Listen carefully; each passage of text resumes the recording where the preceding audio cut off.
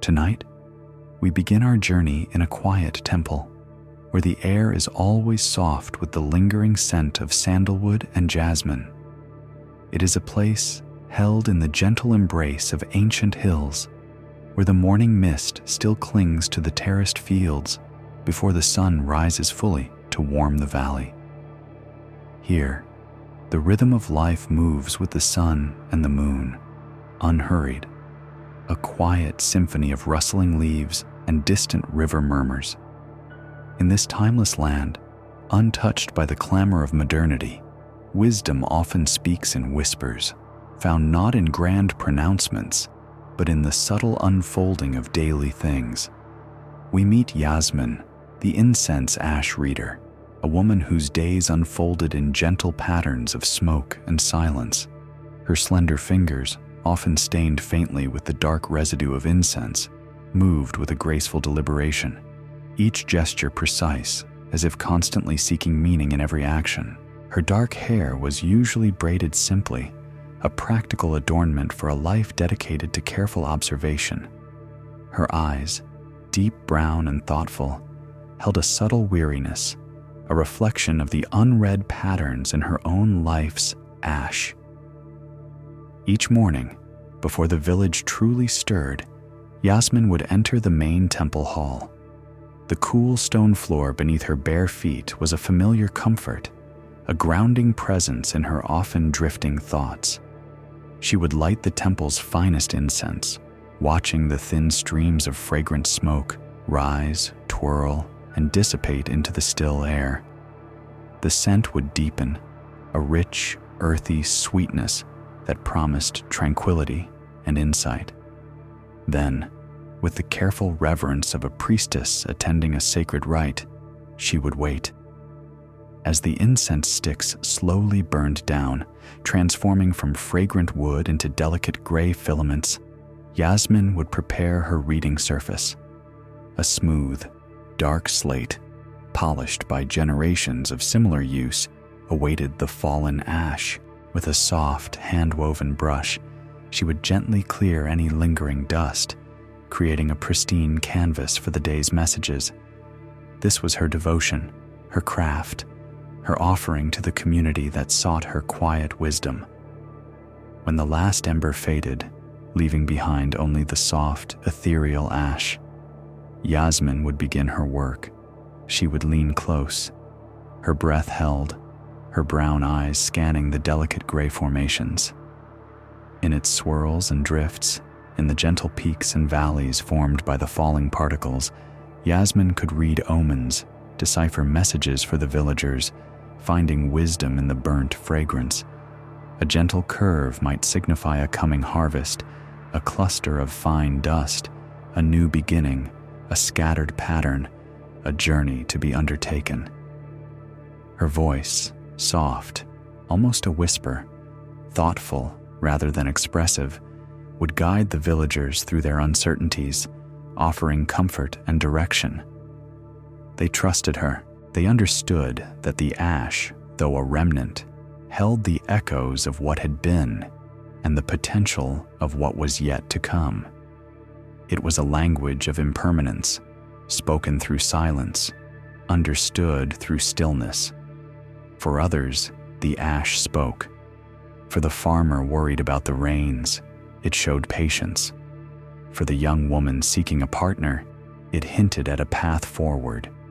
For the merchant contemplating a long journey, it offered caution. Yasmin saw the interconnectedness in these patterns, the way each particle contributed to the whole, forming a readable tapestry of life's unfolding. She saw the beauty in the residue, the profound messages in what had passed away. Yet, in her own life, her experiences often felt like scattered ash, leaving behind only meaningless residue, no readable wisdom, no clear path. She longed for patterns, for messages in her own quiet heart, but saw only a formless gray, her own burnt experiences, moments of loss, of struggle, of unfulfilled hopes, felt like a jumbled mess, a chaotic scattering that offered no comfort, no direction, no deeper meaning. She would lie awake at night, the memory of her own personal ash, unseen but felt, pressing down on her. Why could she find profound insight for a stranger in a handful of gray dust, yet her own life's journey felt so stubbornly opaque? She had faced moments that had burned brightly, consuming her with their intensity, only to leave behind a cold, desolate ash. And this ash, unlike the temple's offerings, seemed to hold no grace, no lesson, no promise of renewal. It was just emptiness. She would try to find patterns in her own internal landscape, to apply the same gentle scrutiny, but her mind would only present her with a shapeless void. She felt a quiet frustration, a subtle ache in her chest. The reverence she held for the ash of others was tinged with a silent yearning for her own. She sought inner guidance with the same intensity she sought patterns for the villagers, but her efforts yielded only confusion. Her heart, she felt, was a temple filled with burnt offerings, but the ash remained unread, its meaning eluding her. She moved through her days with a quiet competence, a calm demeanor, but beneath the surface, a subtle current of incompleteness flowed. She was a vessel of wisdom for others, yet felt empty within herself. The very air that carried the scent of sandalwood and jasmine, the air that seemed to whisper ancient truths to all who listened, seemed to fall silent when it came to her own questions. She yearned for the profound messages she found for others, for the clear, gentle path that the ash revealed. But for Yasmin, only a sense of void remained, a quiet understanding that her personal ashes were meaningless residue, unlike the profound messages she found for others. And so, she continued her daily ritual, her slender fingers moving with reverence, her heart holding a silent question, awaiting a wisdom that seemed perpetually just out of reach. Yet, this gnawing question, this quiet void within her, persisted. Each morning, as she interpreted the delicate script of the temple ash, a subtle shadow would cling to her heart. She could offer solace to others, a path forward, a glimmer of understanding. But for herself, her own journey remained shrouded in a persistent, formless gray. Her burnt experiences, those moments of personal sorrow or quiet struggle, felt like truly meaningless residue, cold and sterile, offering no warmth, no insight. She longed for patterns, for messages in her own quiet heart, but saw only a formless gray, an emptiness that no amount of careful scrutiny could transform into wisdom. One morning, the air felt strangely unsettled, a whisper of tension, a subtle shift in the usual tranquil hum of the temple grounds seemed to precede the dawn. Yasmin felt it too, a slight tremor in her hands as she prepared her dark slate. The incense burned, its familiar scent rising, but today it seemed to struggle against an unseen current, its smoke twisting more erratically than usual. She watched it, a faint frown creasing her brow, a reflection of the unease stirring within her. When the last ember finally faded, leaving behind its delicate offering, Yasmin leaned close. The ash had fallen beautifully, a perfect tapestry of soft gray, promising profound insight. A gentle curve here, suggesting a bountiful season, a cluster there, speaking of a new union. She began to trace the patterns with her slender finger, her breath held, ready to decipher the day's messages. But just as her mind began to weave its interpretations, a sudden, unexpected gust of wind swept through the open archway of the temple. It was not a violent wind, not a destructive gale, but a mischievous, playful breath from the mountains. Yet, in an instant, it transformed Yasmin's sacred canvas. The meticulously laid ash, the carefully formed patterns, the very essence of her morning ritual, lifted and swirled. It danced in the air like a fleeting ghost, a gray cloud of impermanence, and then scattered.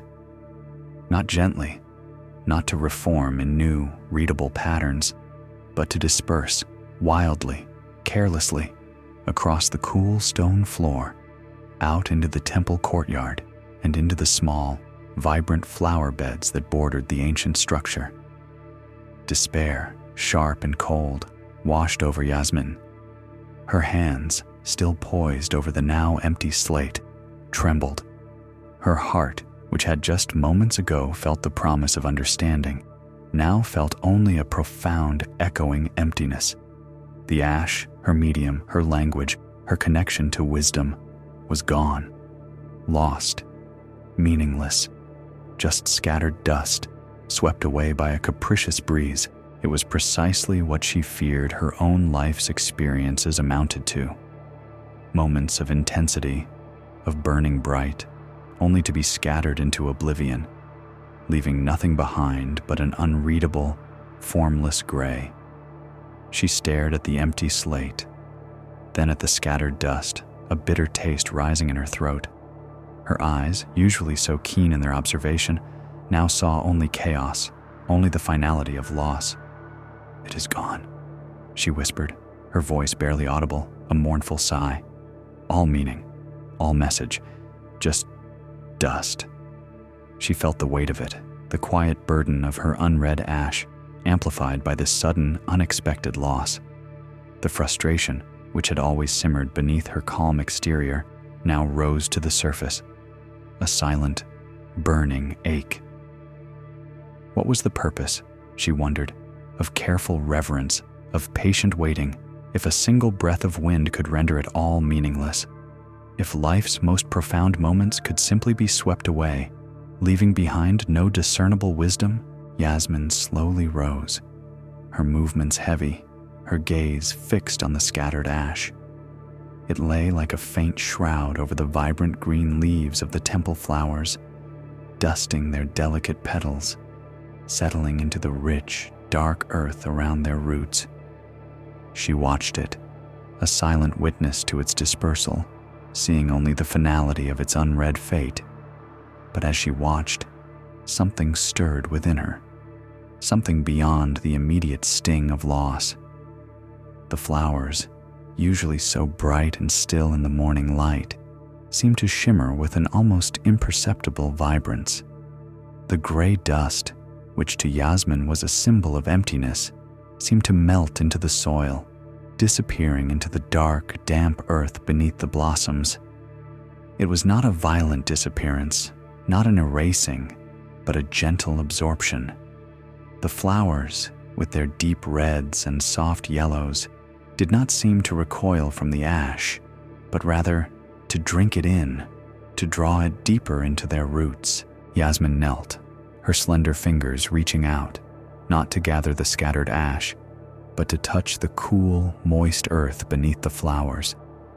She saw how the tiny particles had settled, how they had become one with the soil, and as she watched, it was as if the flowers themselves seemed to sigh contentedly, their petals unfurling a fraction more, their leaves shimmering a deeper green. They were not diminished by the ash, nor choked by it. They were, impossibly, nourished by what she deemed worthless, by what she had considered meaningless residue. A soft, knowing smile touched the lips of the wise elder, who had been tending a small herb garden just beyond the temple walls. She had moved with the quiet grace of a shadow, her hands gnarled by time and work, gently coaxing life from the earth. She had observed the wind and Yasmin's despair, and now her quiet contemplation of the flowers. The elder's presence was a beacon of peace, always validating, always deepening. She did not approach Yasmin directly, but continued her gentle work, humming a low, almost imperceptible melody that seemed to be woven from the rustling leaves and the distant murmur of the river. After a long moment, Yasmin looked up. Her eyes, still holding a trace of her earlier frustration, now held a new, quiet wonder. She saw the elder, her face lined with the wisdom of many seasons, her eyes holding a deep, compassionate calm.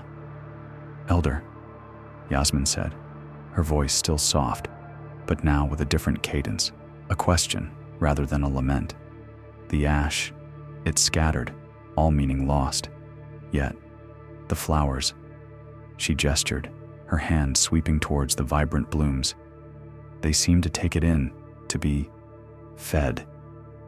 The elder paused her work, her gaze resting on Yasmin, then on the flowers, then on the vast, unhurried sky. Her voice was soft, resonant, and never hurried, like the murmur of a gentle stream. "And what is the purpose of that which is given away, Yasmin?" she asked, her eyes twinkling with a gentle light. "Of that which seems to be lost to the wind?" Yasmin considered this. To be unread, I suppose, to simply pass away. Perhaps, the elder mused, turning a delicate herb between her fingers. But if something passes away, and in its passing becomes something else entirely, is it truly lost or merely transformed? She looked at the rich earth, then back at Yasmin. "Do all things need a voice, Yasmin? Or do some things serve their purpose in silence?" Yasmin looked from the elder to the flowers and back again. Her mind, which had always sought patterns to read, now wrestled with the idea of patterns that nourished. The ash, in its scattered state, held no decipherable message for the mind, no omen to be translated, no path to be revealed in words, but it held a different kind of message, a deeper wisdom for the roots, for the earth, for the unseen growth beneath the surface. "My own burnt experiences," Yasmin whispered, the thought unfolding gently in her mind, like a slow blooming flower. "I have always sought to read them, to find the clear patterns, the defined messages. But perhaps not all ash needs reading." The elder smiled, a quiet, knowing expression that validated Yasmin's unfolding insight. She did not offer an answer, but simply allowed the space for Yasmin to find her own. "Perhaps some ash," Yasmin continued, her voice gaining strength, a quiet conviction settling within her, "is meant for feeding, not for prophecy, not for guidance in words, but for nourishing growth invisibly. Just as the temple flowers drink in the remnants of the incense, perhaps my own burnt experiences, my losses, my moments of quiet despair, are not meaningless residue. Perhaps they are meant to sustain unseen renewal, to feed something deeper, something that grows in the quiet dark, beneath the surface of my understanding." A profound sense of peace, a quiet loosening in her chest, settled over Yasmin. The burden she had carried, the silent ache of her unread heart, began to dissipate, replaced by a new, gentle acceptance. It was not a dramatic revelation, but a soft whisper of understanding, a quiet shift in perception. The formless gray she had so feared was not emptiness, but potential, a potential for nourishment, for hidden growth, for a different kind of wisdom. She looked at the empty slate, then at the flowers, then at the wise elder, whose presence was a silent affirmation of this new truth. The wind had scattered the ash, yes, but in its scattering, it had revealed a deeper purpose, a quiet wisdom she had not seen before. Yasmin slowly stood, her slender fingers, still faintly stained with the dark residue of incense, now moved with a new, quiet deliberation. She returned to her task, not to reread the scattered ash, for it had found its new purpose, but to prepare the slate anew, to light the incense, to continue the ritual. Her movements were the same, but her heart was different. It carried a quiet acceptance, a profound understanding that not all wisdom comes in readable patterns. Some wisdom comes in the scattering, in the feeding, in the unseen, gentle renewal, that breathes life into what was once deemed lost. The temple air still hummed with the scent of sandalwood and jasmine, but now, for Yasmin, it carried a deeper, more resonant truth. The temple air still hummed with the scent of sandalwood and jasmine, but now, for Yasmin, it carried a deeper, more resonant truth.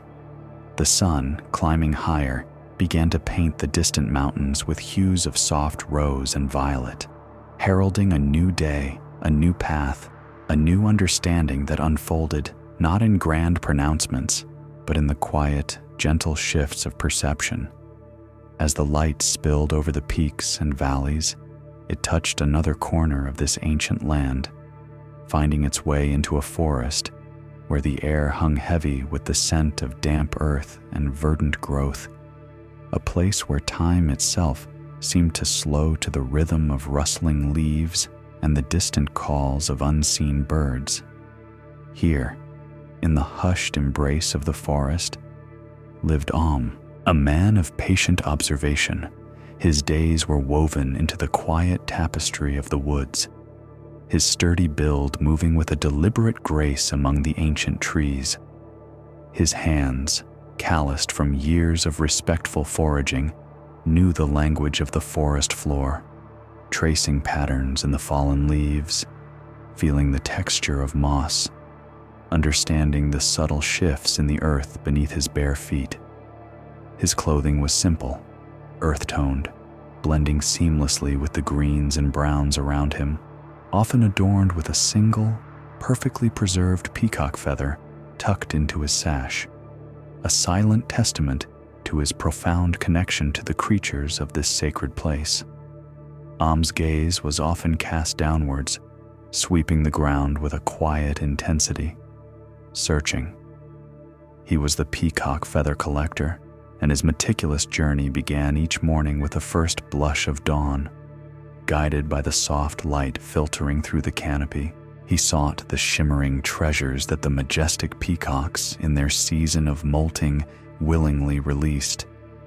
Each feather, a cascade of iridescent blues, greens, and golds, was a marvel. He would stoop, his movements slow and reverent, to pick up a fallen plume, turning it in his hands, admiring the intricate patterns, the vibrant eye spots that seemed to hold the very essence of light.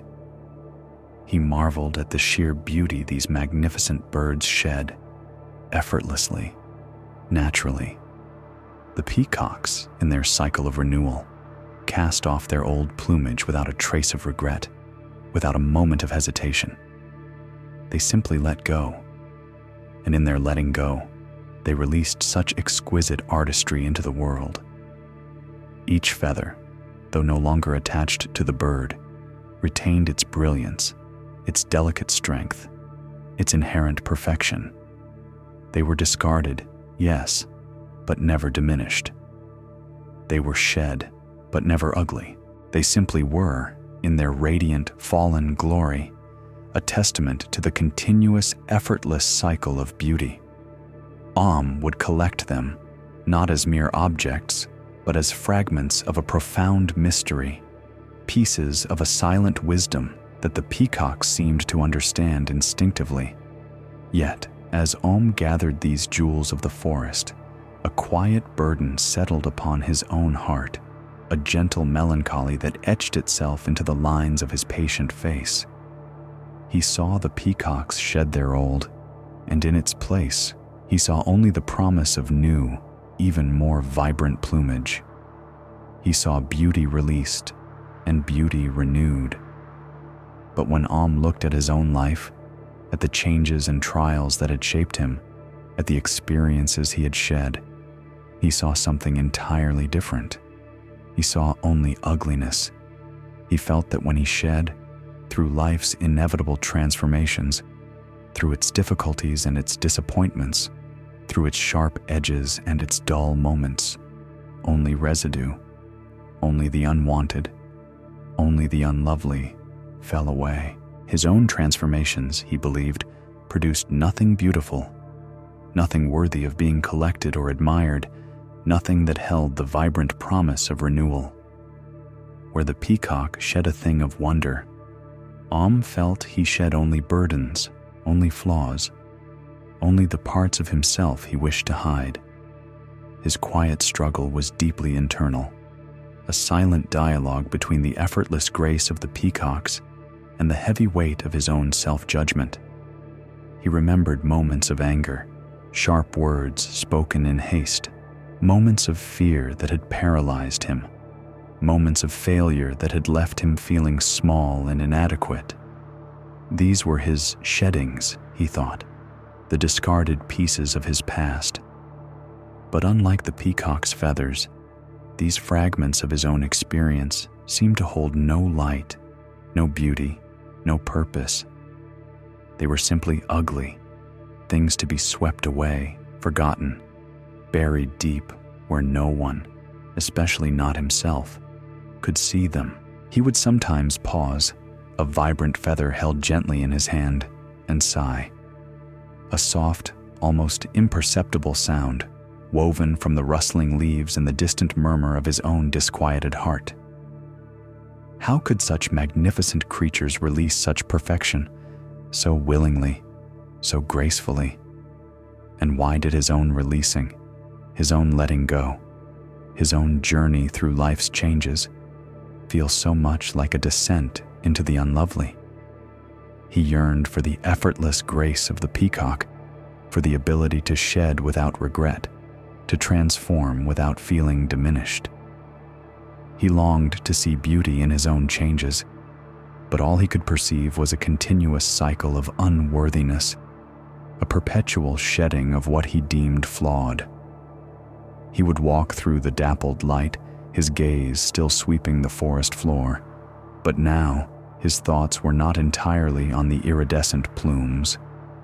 They drifted, instead, to the invisible feathers of his own life, the ones that had fallen away unseen, unvalued, unloved. He thought of the friendships that had faded, the dreams that had crumbled, the expectations that had been unmet. Each was a shedding, a release. But where was the beauty in these losses? Where was the vibrant renewal? He saw only the emptiness they left behind, the quiet ache of absence, the starkness of what was gone. Saw himself as a man who shed only ugliness, failing completely to perceive the inherent beauty or potential in his own changes. The vibrant feathers he collected were a constant, beautiful reminder of what he felt he lacked within himself. He could gather the external beauty of the world, hold it in his hands, admire its perfection. But the internal landscape of his own transformations remained, to him, a barren place, yielding only the dull, the broken, the discarded.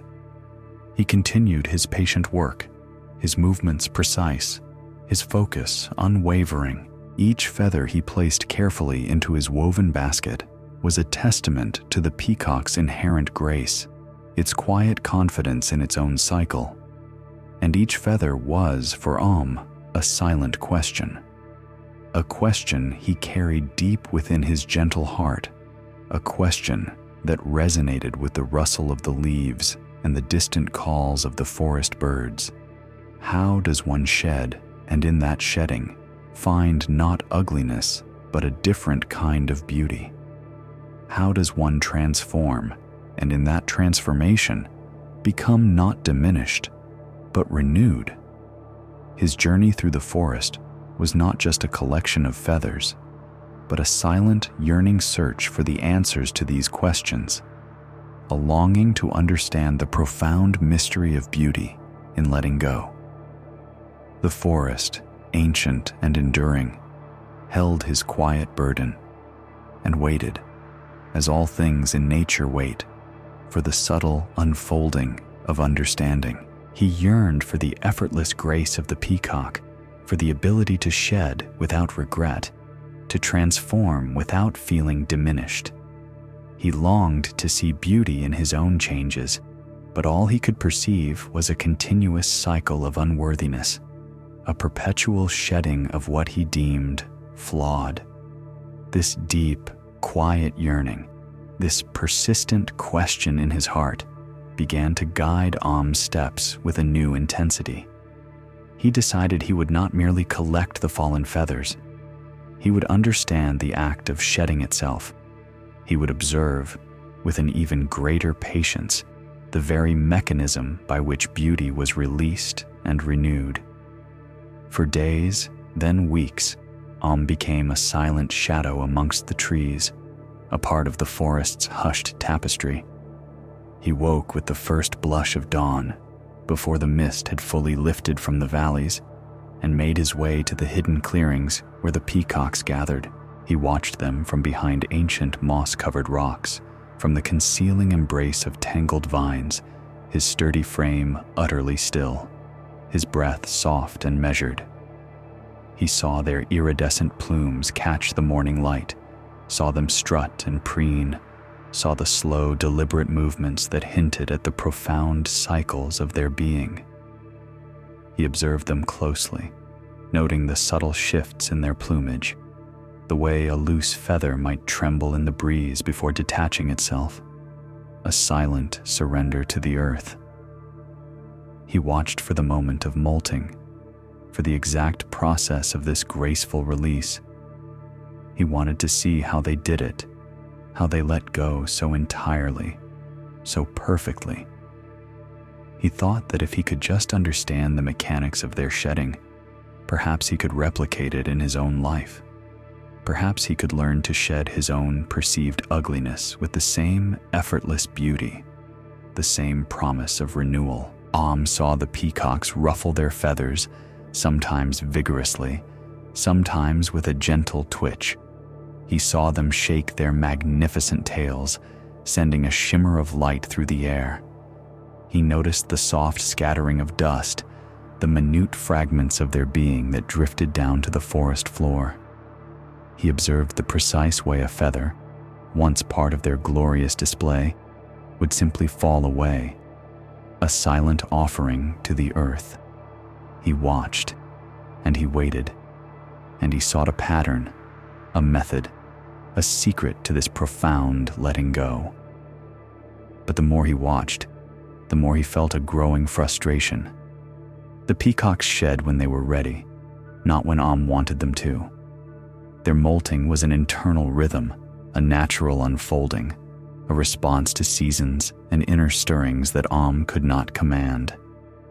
He yearned to hasten the process, to see the beauty emerge more quickly, to find a way to make the shedding more intentional, more controlled. He thought that if he could just force the process, perhaps he could guide his own transformations, could make his own sheddings yield something other than what he perceived as unlovely.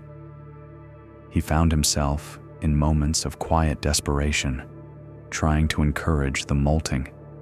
He would find a peacock preening, a feather looking loose, and would instinctively wish to reach out to gently coax it free. But his reverence for these creatures, his deep respect for their natural cycles, held his hand. He knew he could not interfere, could not impose his will upon their ancient rhythm. He knew that to force the shedding would be to violate the very essence of their natural grace. Yet, the frustration simmered.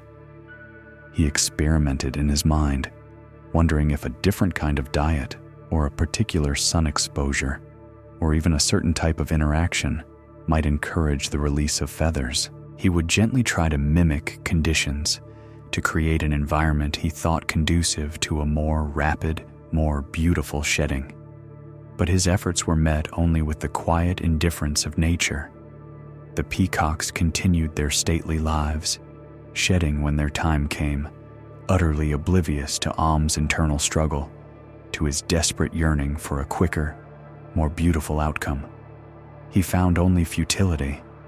His attempts to control, to hasten, to force the molting process yielded nothing but a deeper sense of his own powerlessness.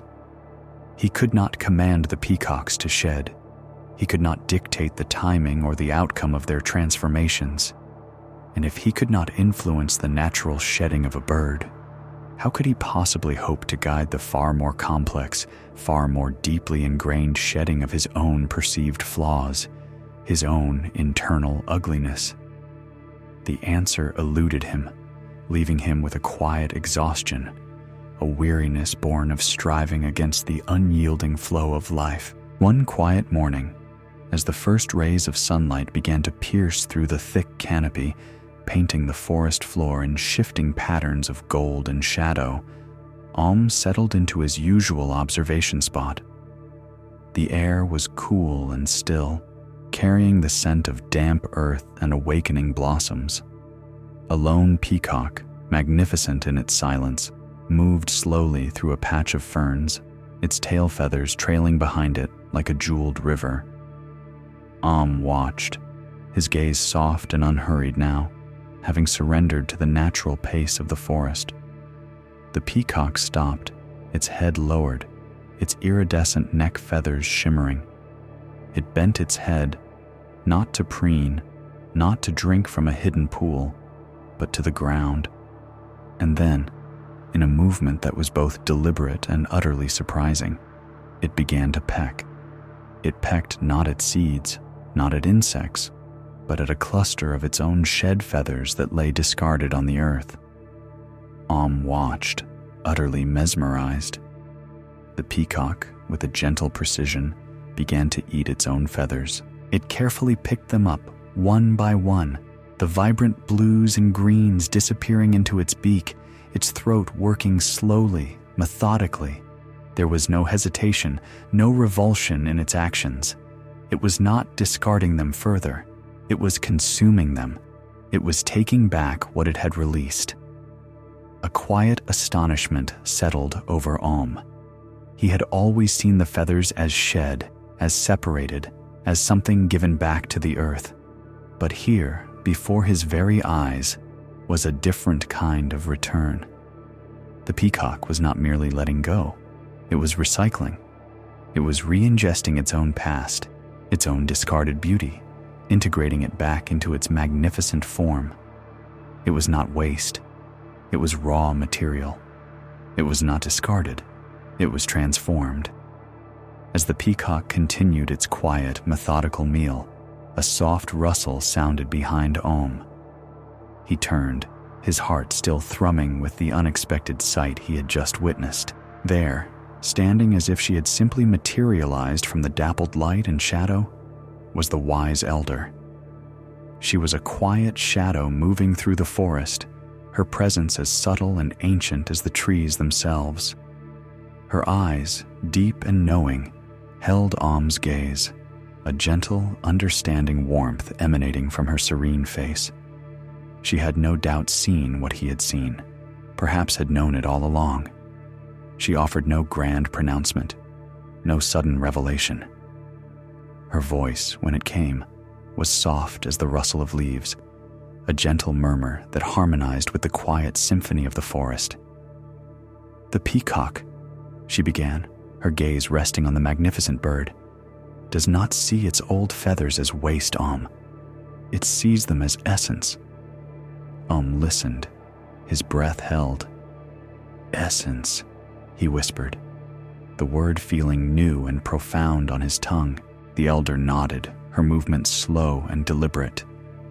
"Yes, the very essence of its being, the minerals, the proteins, the pigments that once painted its glory. These are not lost when the feather falls. They are simply released, offered back to the earth, and then they are gathered again, reabsorbed, recycled. They become the building blocks for the new plumage, for the beauty yet to come." She paused, allowing the words to settle, to sink into the quiet space between them. "The peacock does not shed ugliness, It sheds potential. It sheds the past to nourish the future. What seems like a loss, a discarding, is in truth a profound act of renewal. The old becomes the foundation for the new, the beautiful, the vibrant." Looked from the elder to the peacock, which was now slowly moving away, its meal complete. He looked at the forest floor, at the scattered feathers he had collected so reverently. And then, with a new kind of gaze, he looked inward.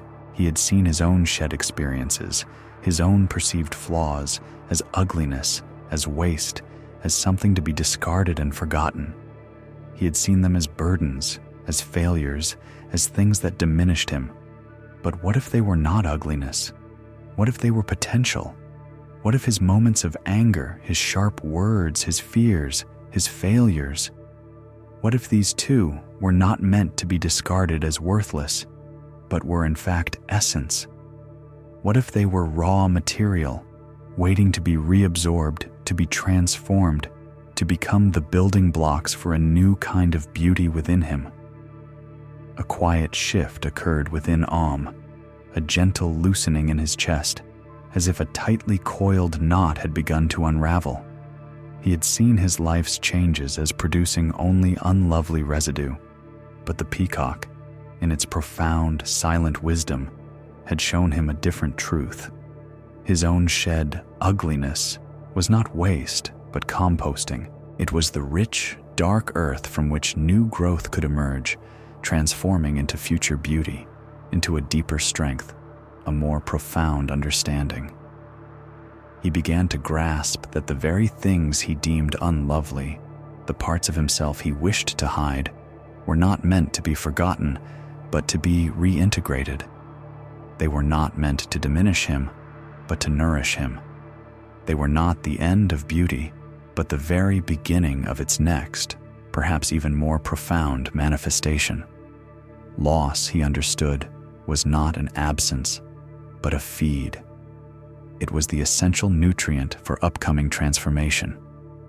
Om returned to his collection, his woven basket feeling lighter in his hand, though the feathers within it were no less real.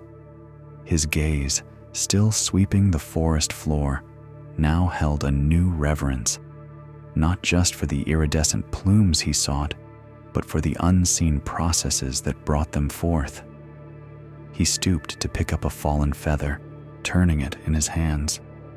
But now, he saw more than just its external beauty. He saw its journey. He saw its shedding. He saw its potential to return, in a different form, to the source from which it came. He understood that his own life's sheddings, his own perceived ugliness, were not flaws to be mourned, but vital ingredients in the continuous, beautiful flow of his own becoming. The vibrant feathers he collected were no longer just a reminder of what he lacked, but a silent, shimmering testament to the profound wisdom of letting go, of recycling, of transforming. He walked through the dappled light, his heart resonating with the rustle of the leaves and the distant calls of the forest birds, now hearing not just a question, but a quiet, enduring answer. Everything, even what is shed, even what seems lost, holds the essence of what is yet to be. Life, in its quiet, continuous flow, always finds a way to speak, to sing, to express itself.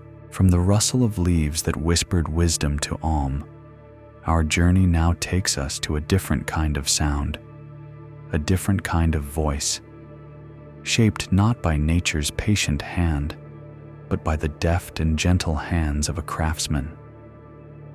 In a small, sun-dappled corner of a village, where the scent of damp earth mingled with the faint aroma of wood smoke, lived Ratan, the skilled clay whistle-maker. His workshop was a simple space, open to the breeze, its earthen floor dusted with fine, pale clay. Sunlight streamed through the doorway, illuminating motes dancing in the air, catching the subtle sheen on the rows of newly formed whistles drying on reed mats. Here, the rhythmic hum of a potter's wheel was a constant, soothing companion, a quiet pulse beneath the gentle sounds of village life. Ratan was a man whose hands seemed almost to know the clay better than his mind.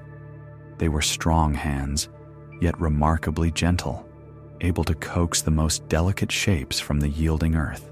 As he sat at his wheel, his lean body bent in concentration, his dark eyes held a focused intensity, yet a quick, kind smile often touched his lips, especially when children, drawn by the promise of music, peered shyly into his workshop. He wore simple, practical tunics, often dusted with the very clay he transformed, a testament to his tireless dedication. Each day, Rattan's fingers would work their quiet magic. He would take a humble lump of earth, cool and silent, and with a dancer's grace, transform it. The clay would spin, rising beneath his touch, becoming a hollow sphere, then a slender neck, then a carefully shaped mouthpiece. With a small, precise tool, he would carve the intricate opening, the very heart of the whistle, that would allow the breath to become sound. And when the clay was dried and then fired in the village kiln, it would emerge, no longer mere earth, but a vessel of song. The joy Rattan found in this process was profound. He loved to see the wide-eyed wonder of a child as the first clear note emerged from a whistle he had made. He loved the way the children would run through the village, their simple melodies echoing through the fields, a chorus of innocent delight. He was the giver of voice, the shaper of sound, bringing music into the everyday lives of his community. He gave the silent earth a song, a purpose, a joyful expression. And yet, despite the music that flowed so readily from his hands, a deep sense of voicelessness plagued Rattan. He felt that his inner clay, the very core of his own spirit, made no music. His own heart, he believed, remained silent, unexpressed, unable to find its own song, even as he crafted instruments for others. It was a profound paradox, a quiet ache that settled deep within him. Beneath his kind smile and focused gaze, he could shape the outside, create beauty and sound for the world. But his own interior felt like unformed clay, waiting for a breath it could not find, a melody it could not release. He would often sit in the evenings, long after the last child had run home, long after the village sounds had softened to the chirping of crickets, and hold one of his finished whistles. He would bring it to his own lips, not to test its tone, but to feel its silent potential. He would breathe gently, then more forcefully, trying to imagine his own breath, his own spirit, finding such a clear, resonant expression. But the sound that came from his own throat when he tried to sing felt thin, reedy, quickly lost to the night air.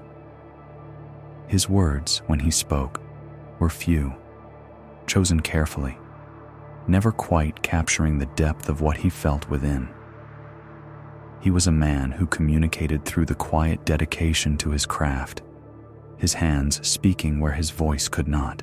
This longing for his own sound, his own expression, became a silent obsession. He began to experiment, hoping that a change in material or form might unlock the music within him. He tried different clays, seeking one that might resonate more truly with his spirit. He gathered dark, rich clay from the riverbed, hoping its deep tones might yield a profound, earthy song. He sought out fine, pale clay from the mountain slopes, imagining a high, clear note might finally emerge.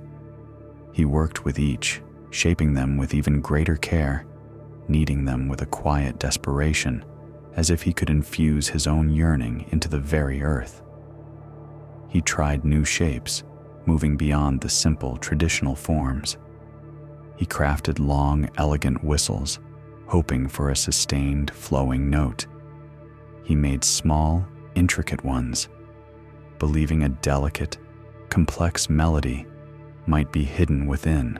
He even tried shaping the whistles with wider mouthpieces than narrower ones, thinking that perhaps the way the breath entered the clay was the key, just as the way his own life was breathed in might determine its song.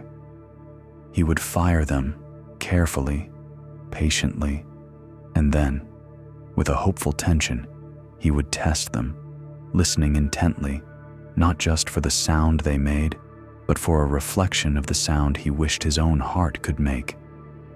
He would even try harder breathing, pushing his own breath through the clay with a force that left him lightheaded.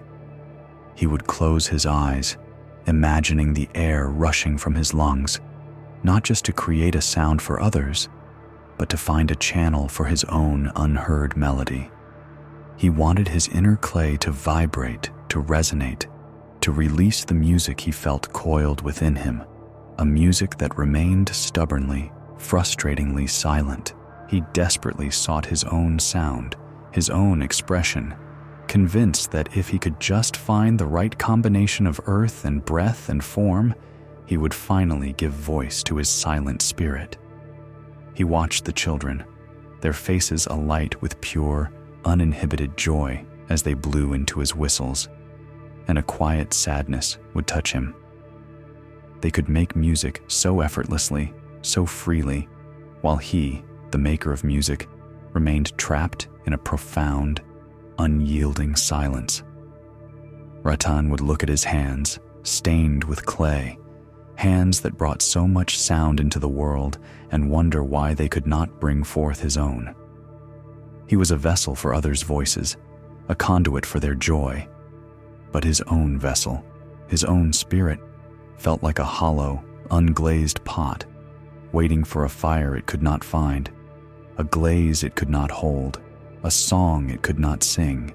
He continued to shape the clay, day after day, his movements precise, his dedication unwavering, but beneath the surface of his calm exterior, the silent longing for his own voice remained, a quiet, persistent ache in the heart of the clay whistle maker.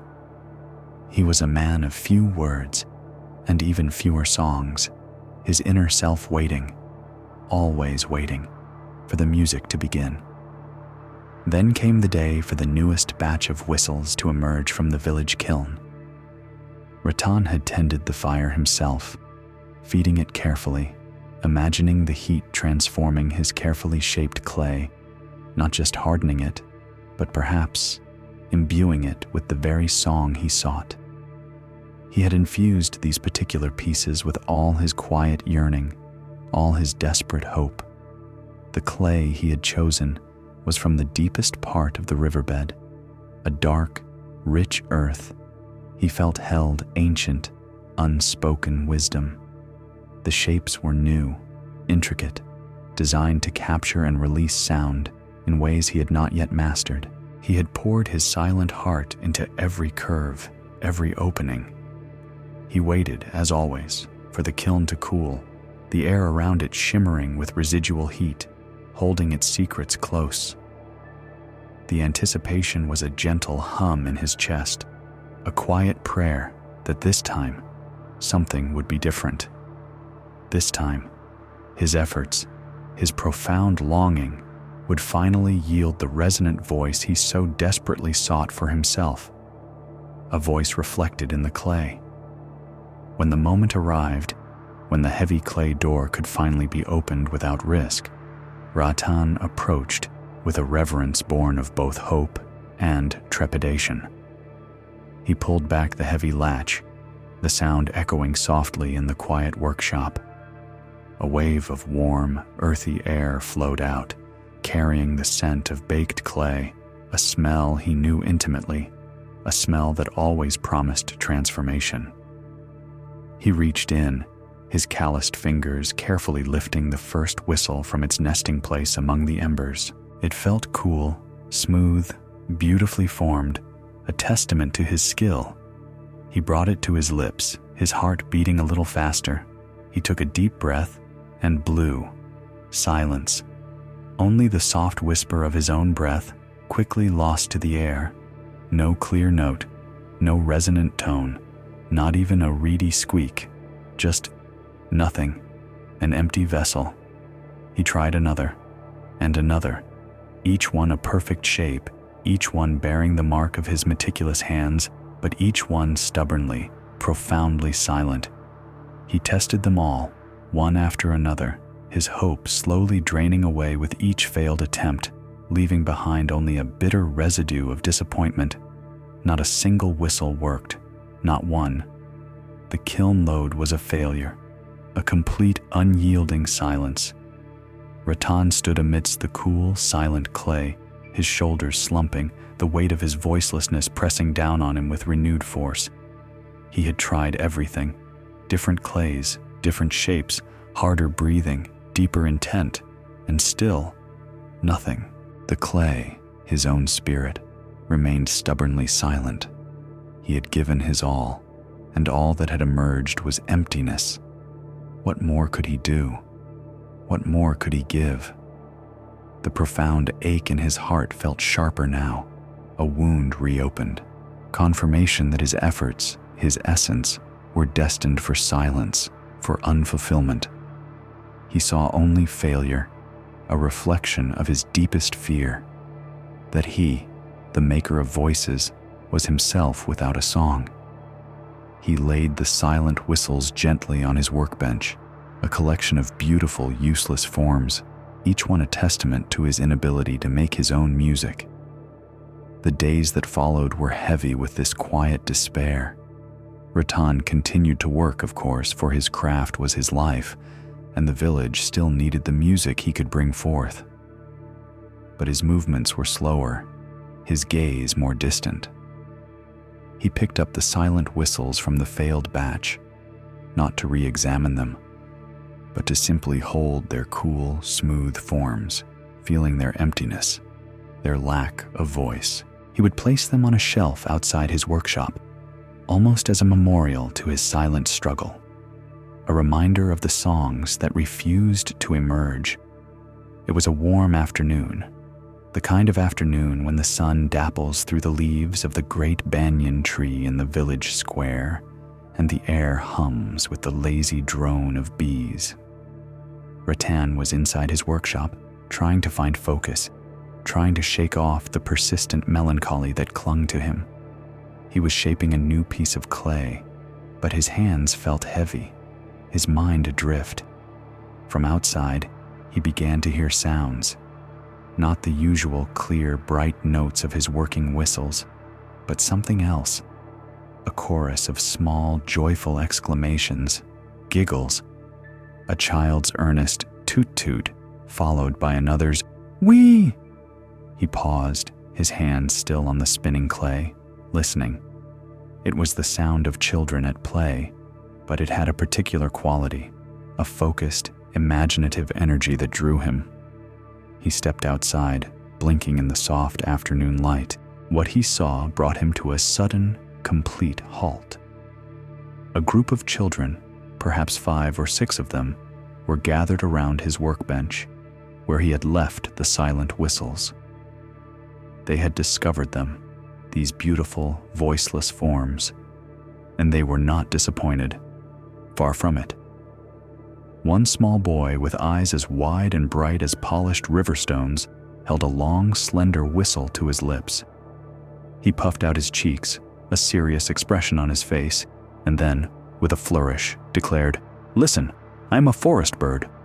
And from his own throat, he produced a series of clear, high chirps and trills, utterly convincing in their imitation. The silent whistle was merely a prop, a conduit for his own imagination. A little girl, her hair braided with wildflowers, held a round, bulbous whistle. She closed her eyes, swaying gently, and then hummed a soft, lilting melody, her fingers dancing on the smooth clay as if pressing invisible keys. "This," she announced, opening her eyes with a mischievous glint, "is the song of the river, flowing to the sea." The whistle remained silent, but her voice filled the air, rich and sweet. Another child, older, more boisterous, used a larger, intricately shaped whistle as a megaphone. "Hear ye, hear ye," he boomed, his voice amplified by the hollow clay. "The king's feast is ready." His friends dissolved into laughter, their joy infectious, utterly unburdened by the fact that the whistle itself made no sound. They were not trying to coax music from the whistles. They were making music with the whistles. Their imaginations, boundless and free, were filling the void. The silent shapes were not failures to them. They were instruments of pretend, canvases for their own spontaneous creativity, props for their vibrant inner worlds. Each child held a whistle, and each child was producing their own unique, joyous sound, a symphony of innocent delight. Their faces were alight with pure, uninhibited joy, a joy Ratan had always sought to inspire in others, but never quite felt for himself. Ratan stood there, leaning against the doorframe of his workshop, watching them. A gentle breeze rustled the leaves of the banyan tree, and the afternoon sun cast long, peaceful shadows across the square. The sounds of the children's play were a balm, a quiet melody that seeped into the corners of his weary heart. He watched, transfixed, as their laughter mingled with their self-made melodies. He saw the earnest concentration, the unadulterated pleasure, the sheer, unbridled spirit of invention. He had believed these whistles to be failures, worthless. He had seen them as proof of his own voicelessness, his inability to find a true sound. But the children saw something else entirely. They saw possibility. They saw a stage for their own voices. The very silence he had lamented, the very emptiness he had despaired over, was precisely what made them perfect for this new kind of play. There was no pre-existing sound to override, no set melody to follow. The clay was a blank slate, inviting them to fill it with their own unique songs. He felt a soft stirring within him, a subtle shift in the landscape of his understanding. It was like the first tentative shoots of a seedling pushing through the earth after a long winter. The rigid belief he had held, that a whistle must produce a sound to have purpose, began to soften, to yield. Then, from the edge of the village square, where the sun warmed the ancient stones of the well, Ratan noticed a familiar figure. The wise elder sat quietly on a low stone bench, her gnarled hands resting in her lap, her eyes, deep and compassionate, watching the children with a gentle smile. She had been there all along, a quiet shadow, an unassuming presence, observing the unfolding scene. As Ratan watched, the elder slowly lifted one of her hands, her movements deliberate and unhurried. She did not speak. She simply extended her arm, her index finger pointing, not at the children themselves, but at the silent whistles in their hands, then back to the children's joy-filled faces. It was a subtle gesture, a soft suggestion, a silent question. Ratan followed the line of her gaze, from the clay to the children, and then back to the clay. And in that quiet moment, as the children's laughter swelled and faded, a profound realization began to dawn within him. He had always striven to contain the voice within the clay, to shape it and fire it until it held a specific, resonant sound. He had believed that the purpose of the vessel was to be the voice. But the children, in their innocent wisdom, were showing him another truth. The vessel's purpose was not to contain the voice, but to inspire it. The silence of these whistles, the very emptiness he had mourned, was not a flaw. It was an invitation. It was a space. It was the fertile ground upon which other voices could bloom. His silence, he understood, might be the very space that encouraged others' music. His perceived lack was, in fact, a generous giving, a quiet act of invitation. He thought of his own inner voicelessness, the silent clay of his spirit. He had yearned for it to produce a sound, a melody, a song of its own. He had pushed and shaped and fired, seeking his own specific expression. But what if his purpose, his truest purpose, was not to sing his own song, but to create the space for others to sing theirs? What if his quietness, his listening, his unwavering dedication to his craft was the very thing that allowed the voices of the world, the voices of the children to resonate more brightly. A new kind of balance settled within him, a quiet loosening in his chest. It was not the balance of a perfectly symmetrical form, but the balance of acceptance, of understanding. He looked at the silent whistles, no longer seeing failure, but seeing potential. He looked at the children, no longer feeling a pang of sadness for his own lack, but a deep, abiding joy for their abundant expression. His craft, his hands, his very being still gave voice to the earth. But now, he understood that voice could manifest in myriad ways. Sometimes, it was a clear, pure note from a perfectly tuned instrument, and sometimes it was the gentle invitation of silence, allowing the spontaneous music of others to rise and fill the air. Ratan walked towards the children, a soft smile gracing his lips. He picked up one of the silent whistles, admiring its smooth, cool form. He did not try to blow into it. Instead, he watched a child, deep in imaginary play, make the sound of a chirping bird, using the whistle as a prop. And in that moment, Ratan felt a profound, quiet purpose bloom within him. He had found his song after all. It was not a song that came from his own throat, or from the clay in his hands. It was the chorus of others' joy, the echo of their imaginations, the beautiful, uninhibited music of life that he, through his quiet craft, had helped to inspire. His purpose was renewed, reshaped, no longer burdened by the need to find his own specific sound, but liberated by the understanding that his true voice lay in enabling the voices of the world around him. He returned to his workshop, his hands still stained with clay, but his heart now filled with a quiet, resonant peace. Beyond the joyful sounds of Ratan's village, in another corner of this ancient land, nestled amidst the gentle hum of daily life, our journey now takes us to a bustling market. Not a cacophonous, clamorous market, but one where the voices of sellers and buyers mingle like the gentle babble of a distant stream, where the air is thick with the scent of spices, earth, and the faint sweet perfume of jasmine carried on a soft breeze. Here, beneath a simple awning of woven reeds, sits Champa, the betel nut slicer. Champa was a woman defined by precision, by the unwavering certainty of her hand, by the exacting measure of her eye. Her market stall was a testament to this meticulous nature. The betel nuts, brought in from the nearby groves, lay in neat, organized piles, their rough, earthy husks giving no hint of the vibrant, dark red heart within.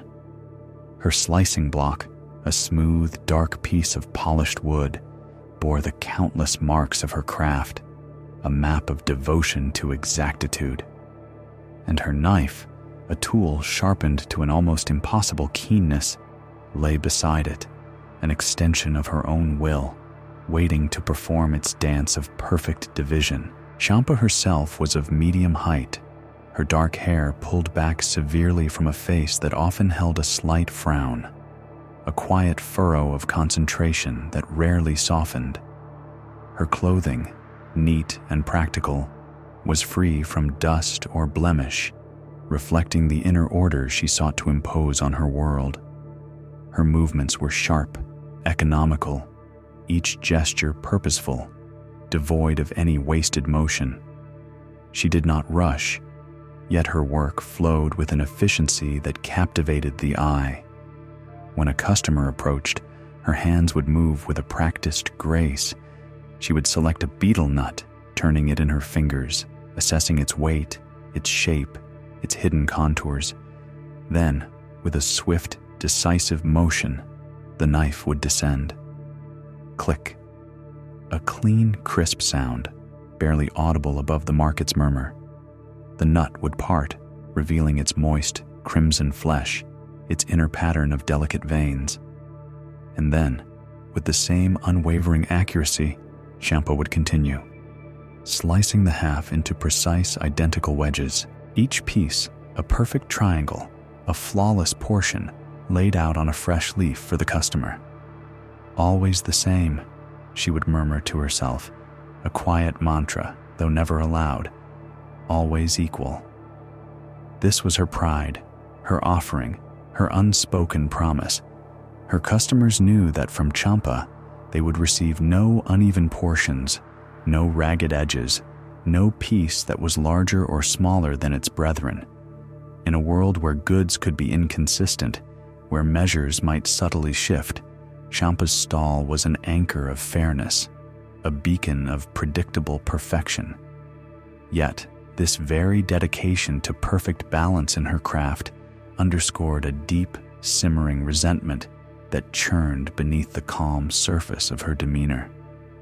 For while her betel nuts were always sliced with unwavering accuracy, Champa felt her own life was sliced unevenly. She believed, with a quiet, persistent ache in her heart, that she consistently received unfair portions. She saw it everywhere, in the fields, where one family's harvest might be abundant, while another's withered under an unseasonable sun. In the village, where one child seemed blessed with an easy joy, while another bore a quiet burden from birth. She saw it in the distribution of rain, in the capriciousness of fortune, in the subtle currents of human interaction. Some, it seemed to her, received larger, sweeter portions of life's bounty, while others, like herself, were left with the smaller, perhaps bitter, remnants. This feeling of injustice, of unevenness, was not a sudden burst of anger, but a slow, persistent current that had carved deep channels within her. It was a subtle rigidity in her posture, a demand for fairness that left her perpetually unbalanced within, despite her outward precision. She craved perfect symmetry, not just in her slices of betel nut, but in the very fabric of existence. She yearned for life to be as predictable, as equitable, as the unwavering descent of her knife. She would spend quiet moments at her stall, between customers, watching the world unfold, and her mind would inevitably return to this imbalance. Why did the old widow, who had toiled her entire life, now live in a crumbling hut, while the merchant, who seemed to perform little labor, resided in a grand house? Why did the fertile tree yield so much, while the barren one, equally striving, gave nothing? These were the unspoken questions that haunted her, the jagged edges of her own experience that she could not smooth, could not make equal.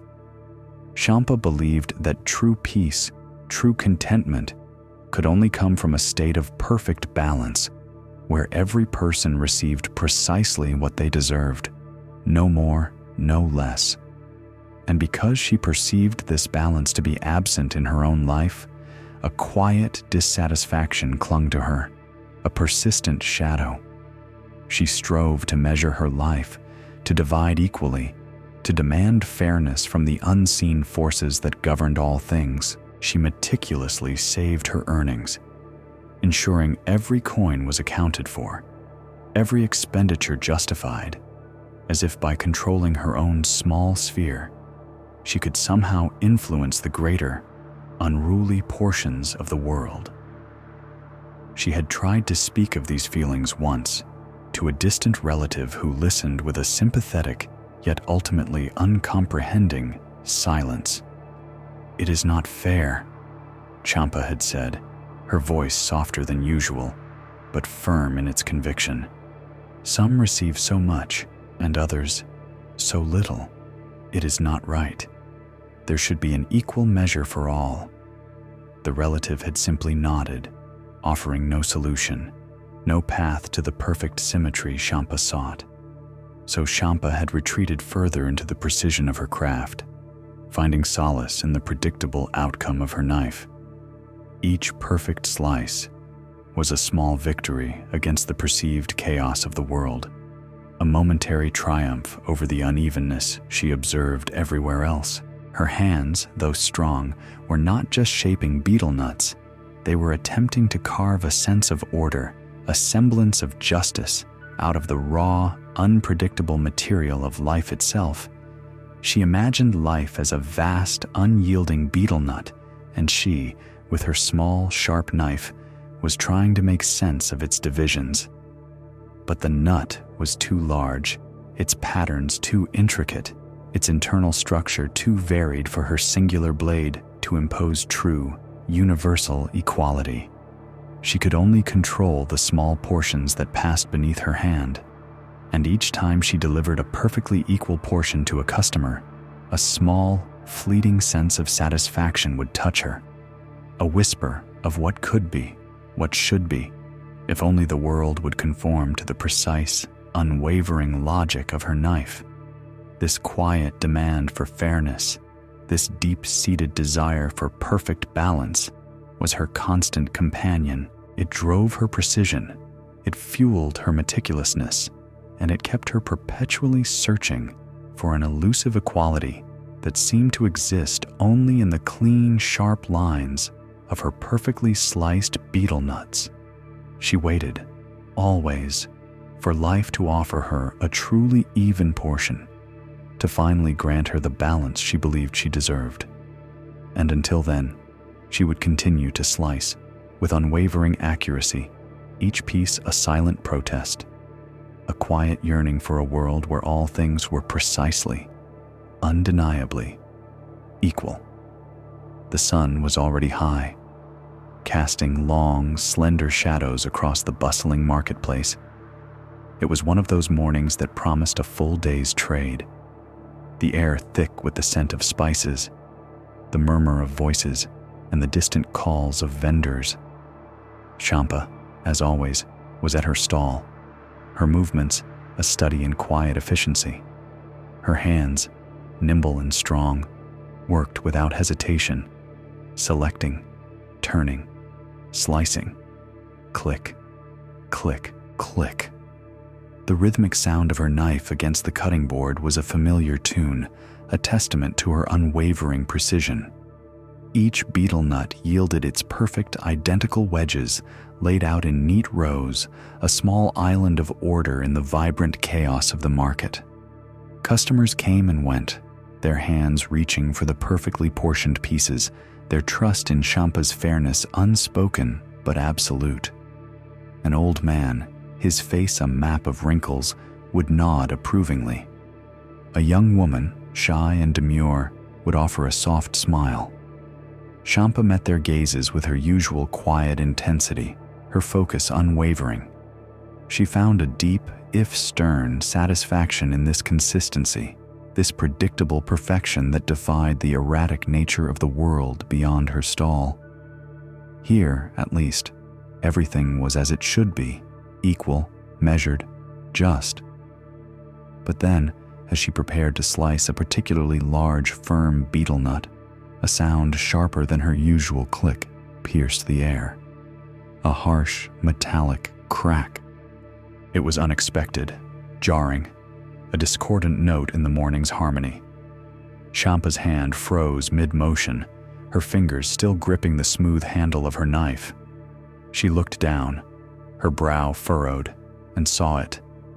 The blade, her trusted companion for countless years, had snapped, not cleanly, not predictably, but jaggedly, a rough, uneven fracture marring its once flawless edge. A cold dread seeped into Champa's chest, spreading like ink. Her breath caught, held tight. The broken knife, a symbol of her control, her precision, now lay in two useless pieces, its sharp, true line irrevocably shattered. Around her, the market continued its hum, oblivious. But for Champa, the world had suddenly tilted. Her hands, which had so confidently carved order from chaos, now felt clumsy, uncertain. She tried to pick up the larger piece of the blade, the part still attached to the handle, but its edge was now a ragged sierra of metal, utterly incapable of making a clean, straight cut. Panic, a sensation she rarely allowed herself, began to rise. What would she do? Her entire livelihood, her entire philosophy rested on the perfect, identical slices she offered. How could she now face her customers with these mangled, uneven portions? This was not just a broken tool, it was a broken promise, a visible manifestation of the very unevenness she so vehemently resisted. Her mind raced, frantically searching for a solution. Another knife? No. None of her spares possessed the same balance, the same honed sharpness, not enough to replicate the perfect cuts. She looked at the pile of whole betel nuts, then at the shattered blade, then at her empty trays, and a wave of despair washed over her. This was it. Her meticulous world, her carefully constructed sense of fairness, was crumbling around her. She imagined the customers' disapproving frowns, their quiet rejections, the subtle shift in their trust. They would see her as she saw the world, inconsistent, unfair, uneven. The very thought stung her, a burning shame. She stood there, immobile. For a long moment, the market sounds fading into a distant drone. Her eyes, usually so sharp and focused, were glazed with a quiet desperation. She had always believed that any imperfection was a flaw, a failure to achieve the ideal. And now, here it was, undeniable, staring back at her from the jagged edge of her broken knife. She was left with only jagged, uneven pieces, and the thought of offering them to her patrons felt like a betrayal. A customer approached, a young mother with a child clinging to her skirt, their eyes bright and expectant. Shampa's heart sank further. How could she explain? How could she apologize for what felt like an unforgivable lapse? She took a deep breath, trying to steady her hands, trying to suppress the rising tide of shame. She picked up a betel nut, her movements slower, less confident than before. With the broken blade, she attempted a cut. It was clumsy, hesitant, the resulting pieces rough, irregular, varying wildly in size. One was small and thin, another thick and stout, a third a strange elongated shard. They were everything she had always abhorred. She laid them out on a fresh leaf, her gaze fixed on the uneven collection, waiting for the inevitable rejection. The young mother looked at the pieces, then at Champa, a gentle smile playing on her lips. Champa braced herself for the polite refusal, the turning away. But then, to her utter surprise, the mother's fingers reached out. She did not choose the largest, nor the smallest, but a medium-sized, slightly irregular piece. "This one," she said softly, her voice melodic, "is perfect for my husband. He likes a good, substantial chew after his morning meal. It will sustain him during his long journey to the fields." Champa blinked. She had expected a complaint, a look of disappointment. Instead, there was a quiet appreciation, a simple statement of purpose. The mother paid and departed, her child waving cheerfully. Champa watched them go, a flicker of bewilderment replacing her panic. Substantial chew, long journey. She had never considered that the size of the piece might matter for anything other than a strict measure of fairness. Another customer approached, an elderly woman with kind, gentle eyes that seemed to hold the wisdom of many seasons. Champa, still reeling from the previous encounter, offered her the same uneven array. The old woman peered at them, her gaze thoughtful. She reached for one of the smallest, thinnest pieces, almost an afterthought of a slice.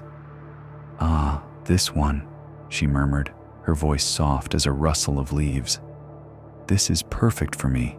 Just a small moment of pleasure, a gentle hint of the sweetness for my tired gums. Too much would be a burden now." Champa watched, transfixed. Small moment of pleasure, too much would be a burden. Again, not a rejection, but a selection based on a specific, individual need. The old woman smiled, her eyes crinkling at the corners, and moved on. A quiet hum began to build within Champa, a strange, unfamiliar vibration. Her rigid understanding of fairness, of equality, was beginning to waver, like heat haze over dry land.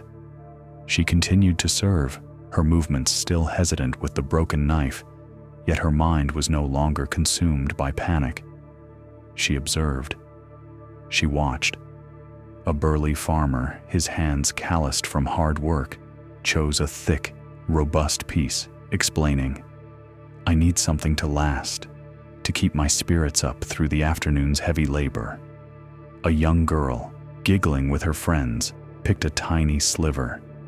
"Just a taste," she declared, her eyes sparkling.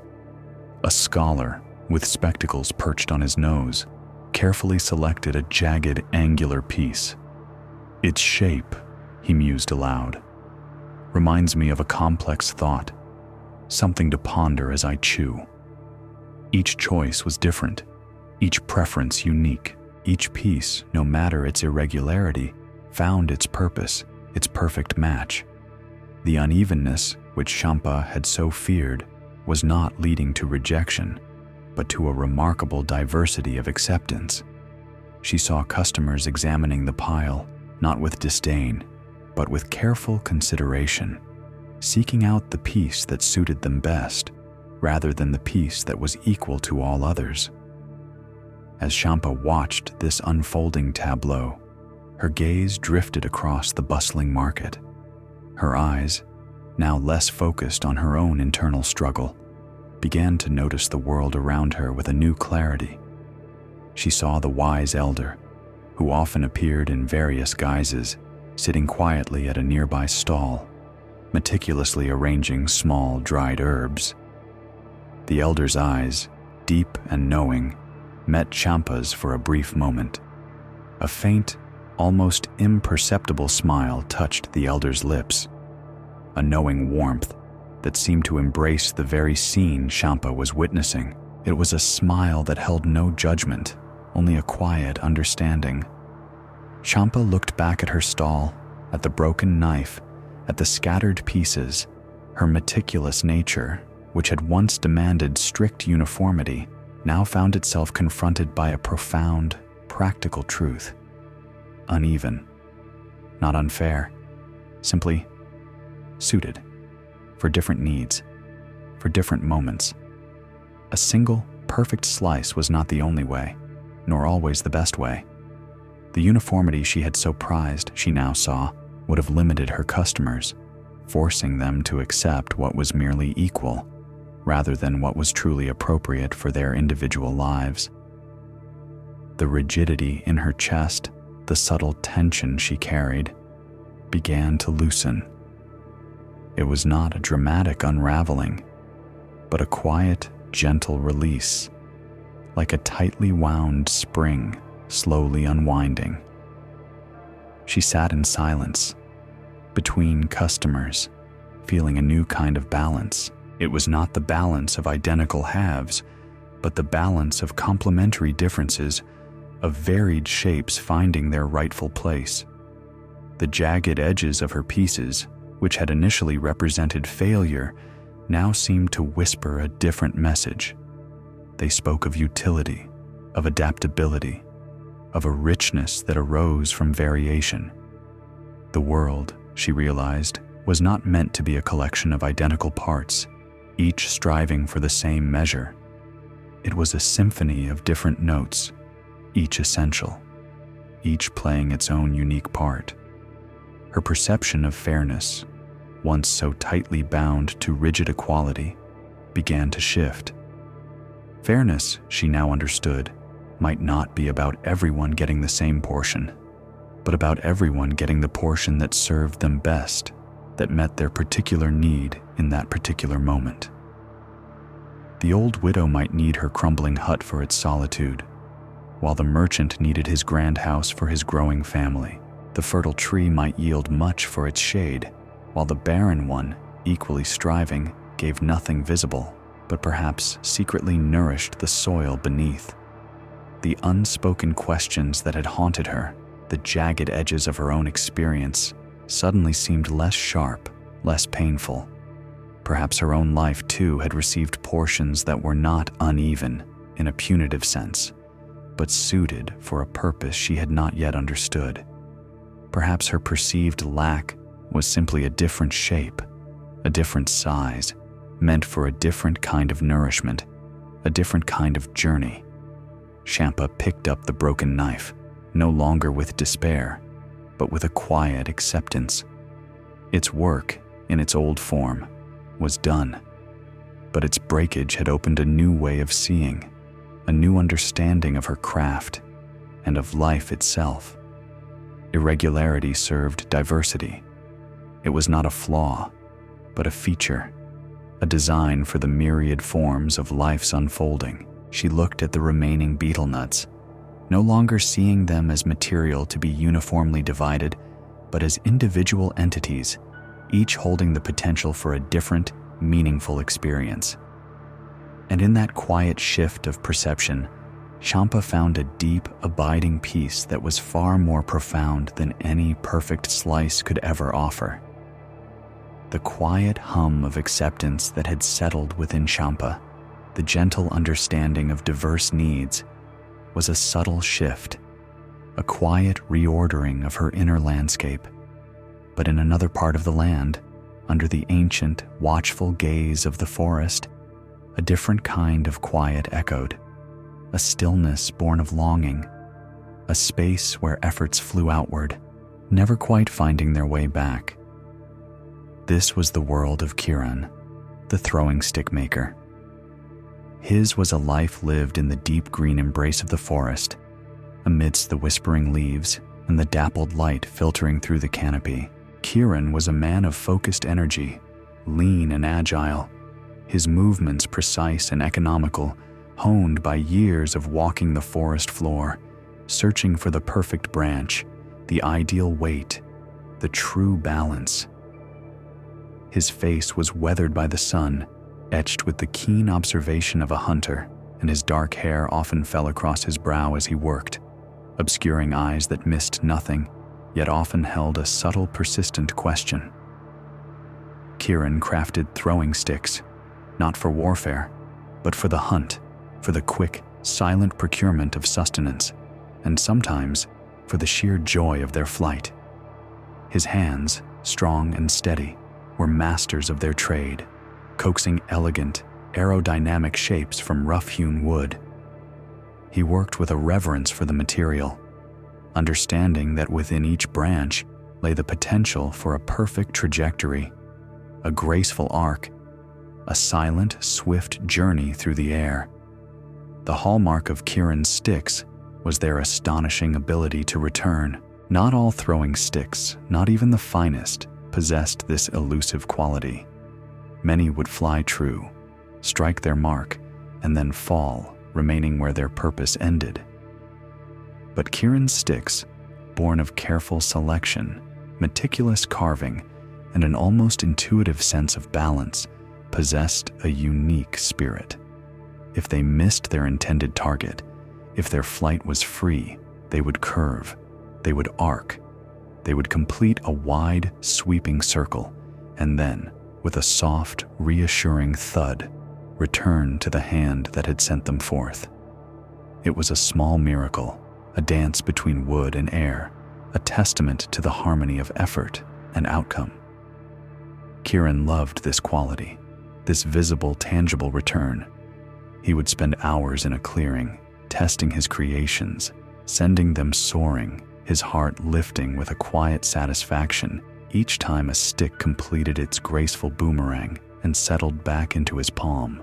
It was a profound affirmation, a clear message that his dedication, his precision, his understanding of form and force had yielded a perfect cycle, a complete journey. His effort had been repaid, visibly, beautifully. Yet, this very perfection in his craft highlighted a profound and persistent ache within Kiran's own life.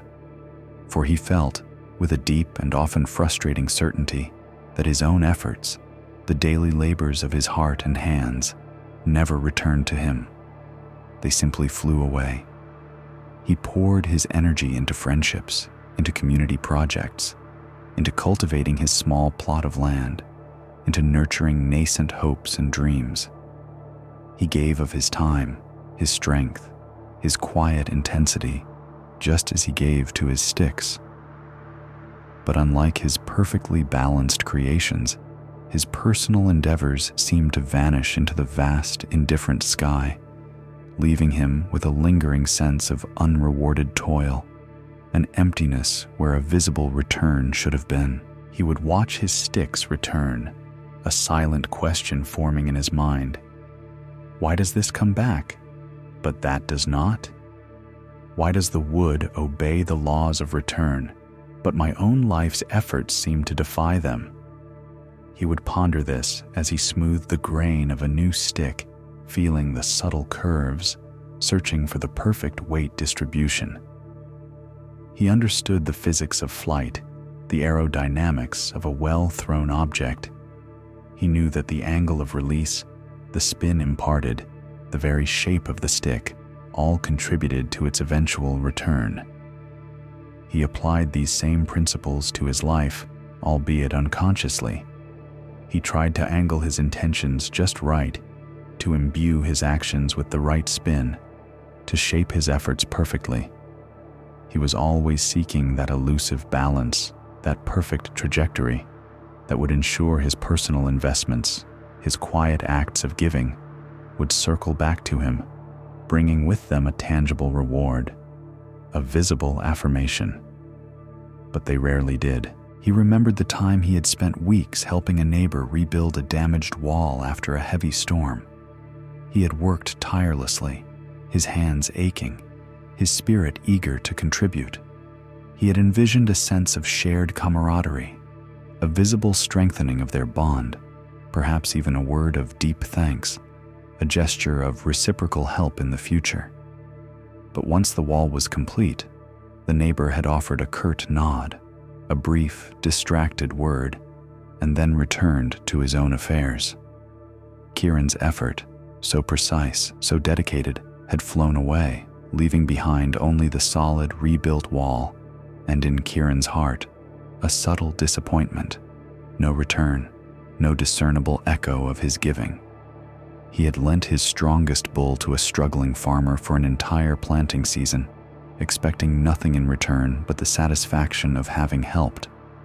But when the season ended, the farmer, emboldened by his success, had not even acknowledged the loan, acting as if the bull had always been his. The bull returned, yes, but the effort, the act of generosity, had seemed to fly away, unacknowledged, unappreciated, leaving Kieran with a familiar sting. He would walk through the forest, his eyes scanning for fallen branches, his mind wrestling with these invisible currents. He understood the concept of letting go, of giving without expectation.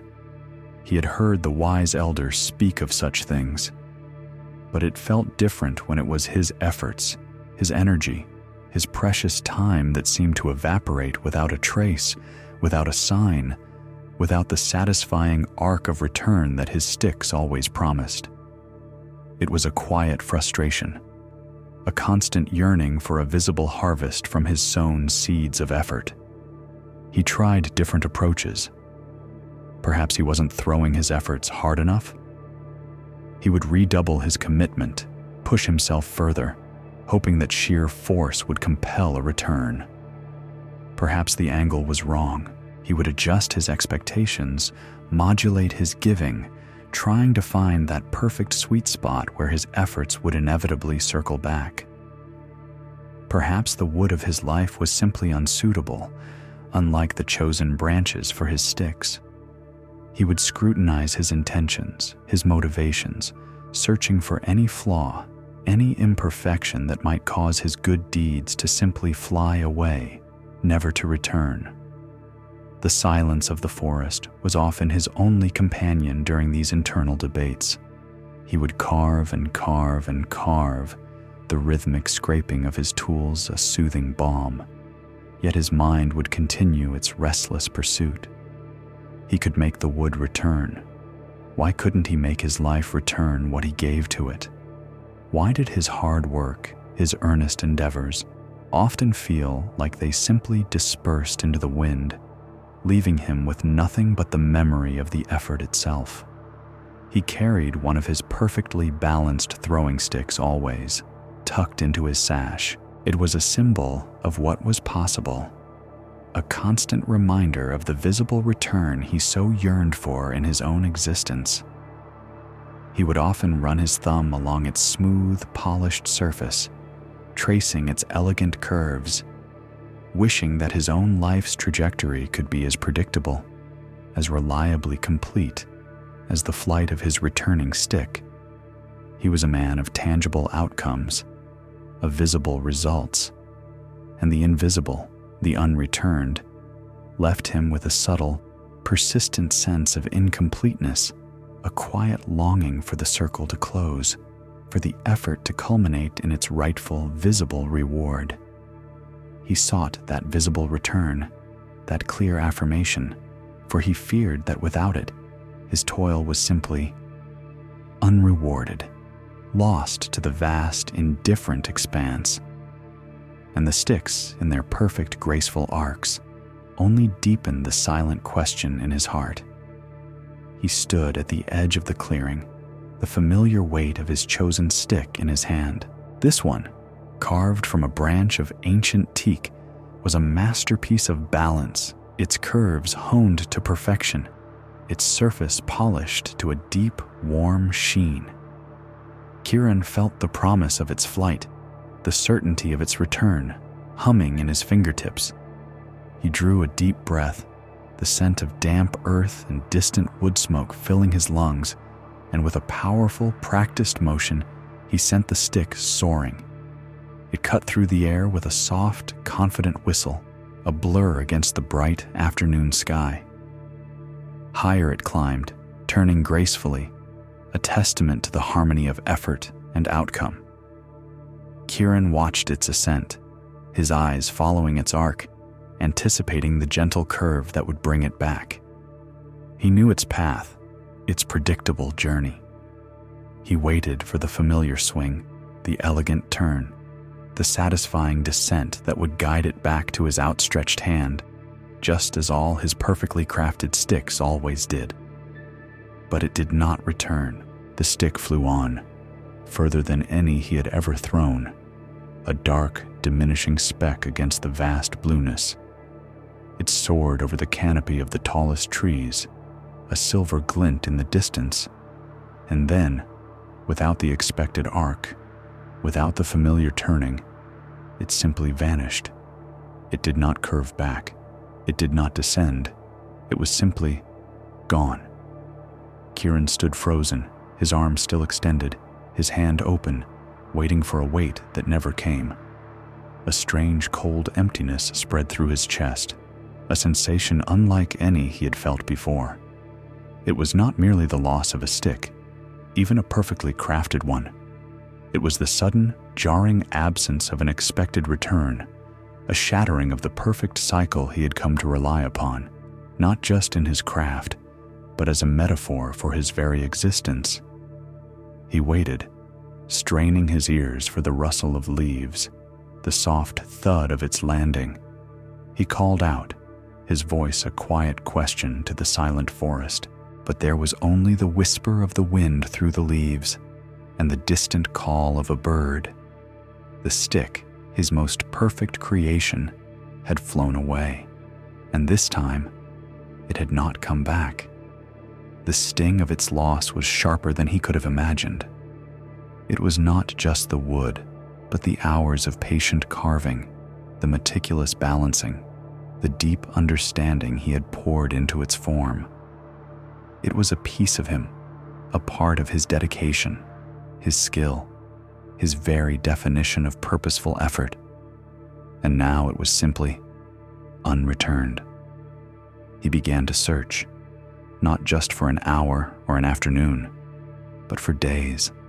He scoured the forest floor, his eyes tracing every shadow, every fallen branch, every patch of tangled undergrowth.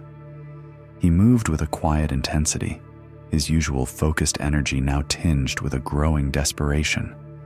He walked further than he had ever walked, venturing into parts of the forest he rarely frequented, his hopes slowly dwindling with each passing sunrise and sunset. Each step was a silent argument with himself. It must be here. It must have landed somewhere. It cannot simply disappear. But the forest held its secrets, yielding only damp leaves and silent moss. He climbed small hills, hoping for a vantage point, scanning the distant landscape, but the dense foliage offered no clue, no glint of polished teak. With each fruitless search, the initial sting of loss deepened into a familiar ache, the very ache that had long troubled his heart regarding his own life's efforts. This lost stick, this unreturned effort, felt like a potent, physical manifestation of his deepest fear, that some endeavors, no matter how perfectly crafted, how purely intended, how strenuously thrown, were simply destined to fly away, to be lost forever, yielding no visible return, no tangible reward. He remembered his neighbor's curt nod, the farmer's unacknowledged loan. He remembered the countless small acts of kindness, the unspoken generosities, the quiet sacrifices he had made for others, all of which had seemed to dissolve into the ether, leaving no trace, no echo, no discernible arc of return. This lost stick was not an isolated incident. It was a profound confirmation of his life's pattern, a pattern of effort without repayment, of giving without receiving, of seeds sown into indifferent soil. A profound weariness settled upon him. He returned to his small dwelling each evening, his body aching, his spirit heavy. He would sit by the dying embers of his fire, tracing patterns in the dust with his finger, the image of the soaring, disappearing stick replaying in his mind. Why? He would ask the silent night. Why does some effort simply fly away, never to return? Why is there no completion, no visible closing of the circle? He yearned for that visible closing, that clear affirmation, for without it, his toil felt simply unrewarded, lost to the vast, indifferent expanse. Weeks passed, and Kieran eventually gave up the active search. He still carried a stick in his sash, but it felt different now. It was no longer just a symbol of return, but a poignant reminder of its unpredictable opposite. He continued his carving, the rhythmic scraping of his tools a soothing balm, but his mind remained restless, grappling with this profound mystery of the unreturned. He tried to reconcile himself to the loss, to accept that some things simply vanished, but the wound of it, the unanswered question of its purpose, remained open in his heart. Then, one market day, as Kieran walked through the bustling village, his eyes scanning for suitable wood, he overheard a snatch of conversation. Two women, their voices low and urgent, were speaking of a miracle, a narrow escape. "And it was that throwing stick," one woman whispered, "that saved little Maya. A great, dark snake, coiled, ready to strike, its fangs bared. But then, a flash. A stick, thrown from the forest, struck the snake, killing it instantly. The child was saved, unharmed." Kieran stopped, his heart suddenly quickening. "A throwing stick? From the forest?" "Yes," the other woman affirmed. "A beautiful stick, perfectly balanced, carved with such skill. It lay there, beside the dead snake, far from any path, as if it had simply appeared from nowhere, precisely when it was needed most. A true blessing." A cold tremor, then a rush of heat, passed through Kieran. He knew, with an unshakable certainty, that they spoke of his stick, the one that had soared, vanished, and never returned to his hand. The one he had mourned as lost, as unrewarded. He walked away from the market, the sounds of the crowd fading behind him, his mind reeling. He felt a strange mixture of awe and profound confusion. His stick, his unreturned effort, it had found its purpose, not in circling back to him, not in providing him with a visible affirmation, but in a place far from his grasp, fulfilling a destiny he could never have foreseen. As he walked, lost in thought, he saw a familiar figure sitting beneath a gnarled old banyan tree. It was the wise elder, her eyes, as always, holding a deep, compassionate calm. She looked up as Kieran approached, a gentle smile gracing her lips. "The air carries many stories today, Kieran," she said, her voice soft as the rustle of leaves. "Stories of fear and of unexpected salvation." Kieran sat beside her, his mind still wrestling with the revelation. "Elder," he said, his voice quiet, almost hoarse, "I heard a story of a child saved by a throwing stick. My stick, I think, the one that never returned to my hand."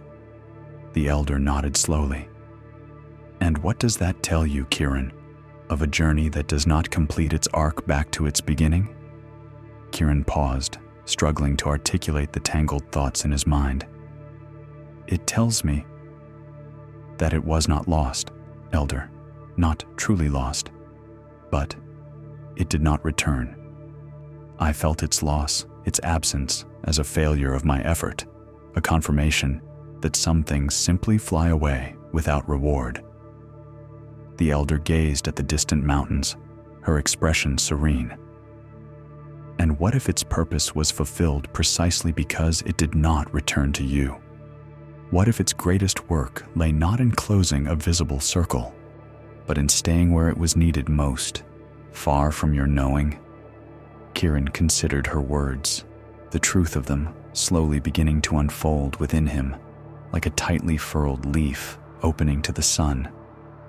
He had always seen return as the measure of purpose, the visible affirmation of his work. The stick's absence from his hand had felt like an incomplete story, an unfulfilled trajectory. But now, he saw, the stick had completed its purpose. Its purpose was not to return to him, but to protect. Its destination was not his hand, but the child's safety.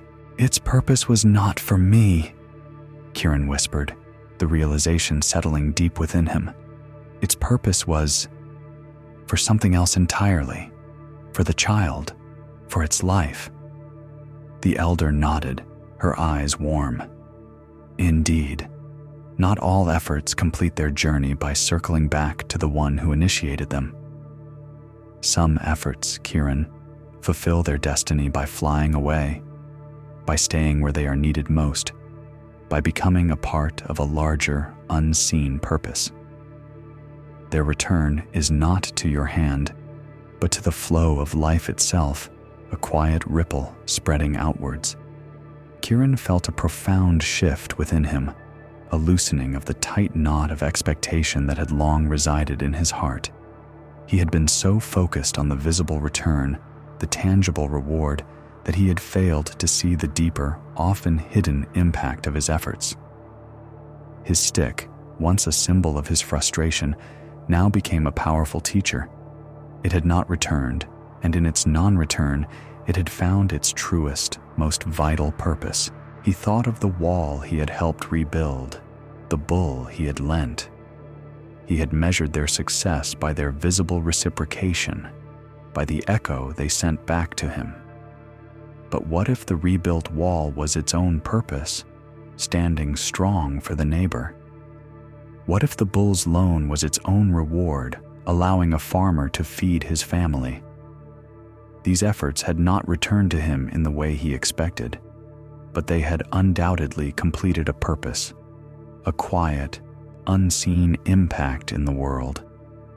A new kind of peace settled over Kieran, a quiet understanding that softened the lines of his face. His sense of purpose began to shift, moving away from tangible reward and towards unseen impact. He no longer needed the visible arc, the predictable boomerang. He understood now that some efforts, perhaps the most profound ones, fulfill their destiny by not returning to the hand that launched them. They fly away, finding their true mark in places unknown, their quiet work woven into the fabric of life, a blessing delivered, a purpose completed, far beyond the reach of visible affirmation. He continued his carving, the rhythmic scraping of his tools now imbued with a new, quiet reverence, for he knew that every piece he created, every effort he made, carried a destiny all its own, whether it returned to his hand or flew away, finding its purpose in the vast, unseen currents of the world.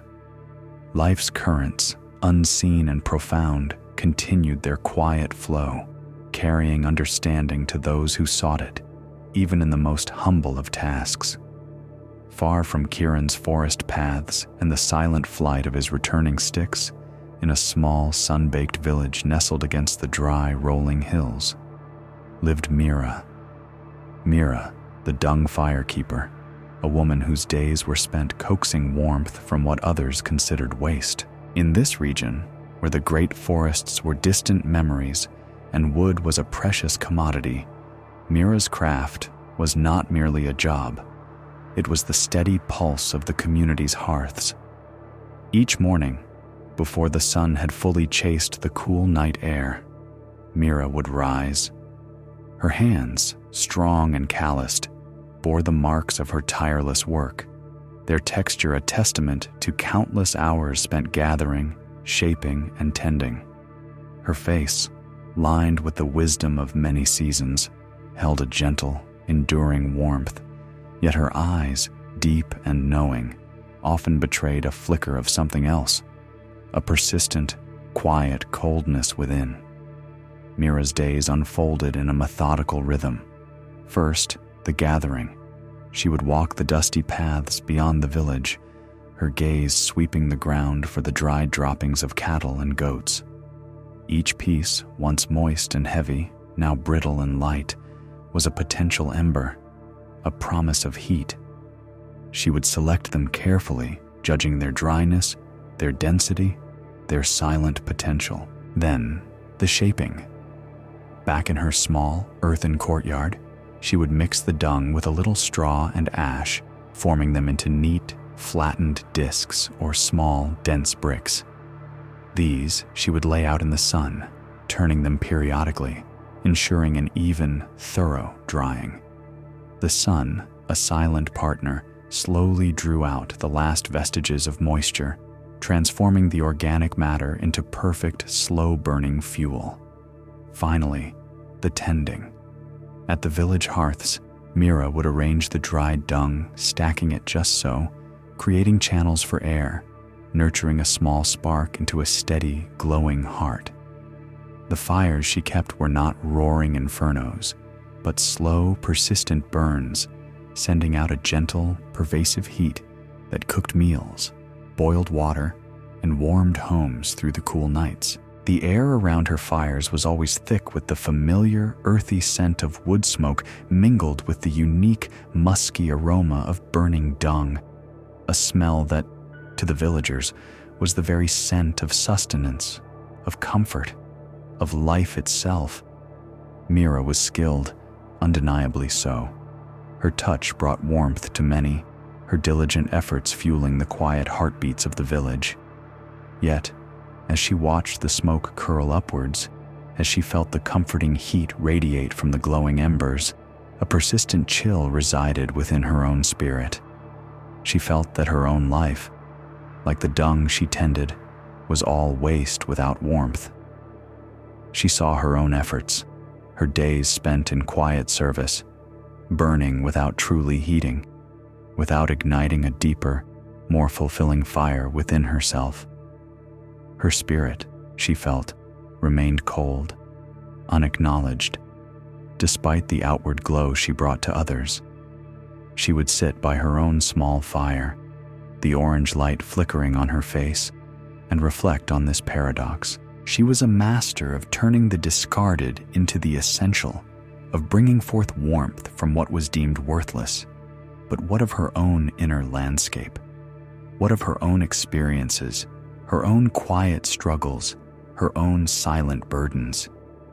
They felt like so much residue, so much burnt-out ash, offering no warmth, no comfort, no discernible purpose for her. She felt in a profound and aching way that her life was consumed by the very act of living, leaving behind only a sense of unfulfilled promise, a hollow echo where a vibrant flame should be. This internal emptiness drove her to experiment. Just as she sought the perfect dung for the perfect burn, she sought a deeper, more fulfilling warmth in her own existence. She would try different types of dung, collected from various animals, hoping for a hotter, more vibrant flame. Would the denser, richer dung of the buffalo yield a more profound heat than the lighter, quicker-burning goat droppings? She would adjust her drying times, believing that perhaps a longer exposure to the sun, a more patient waiting, would unlock a hidden intensity.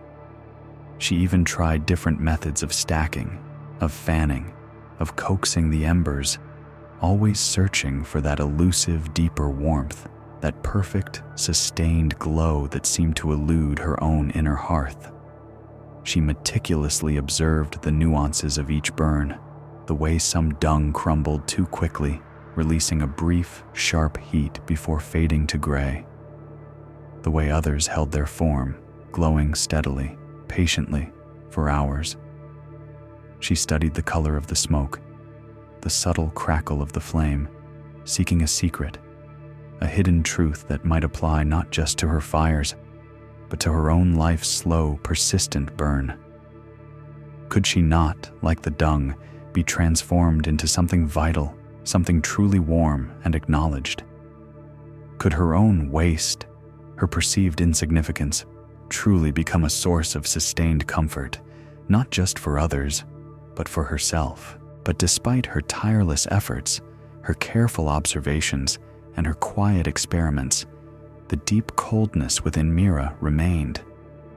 Her fires continued to burn brightly for the village, their warmth a constant, comforting presence.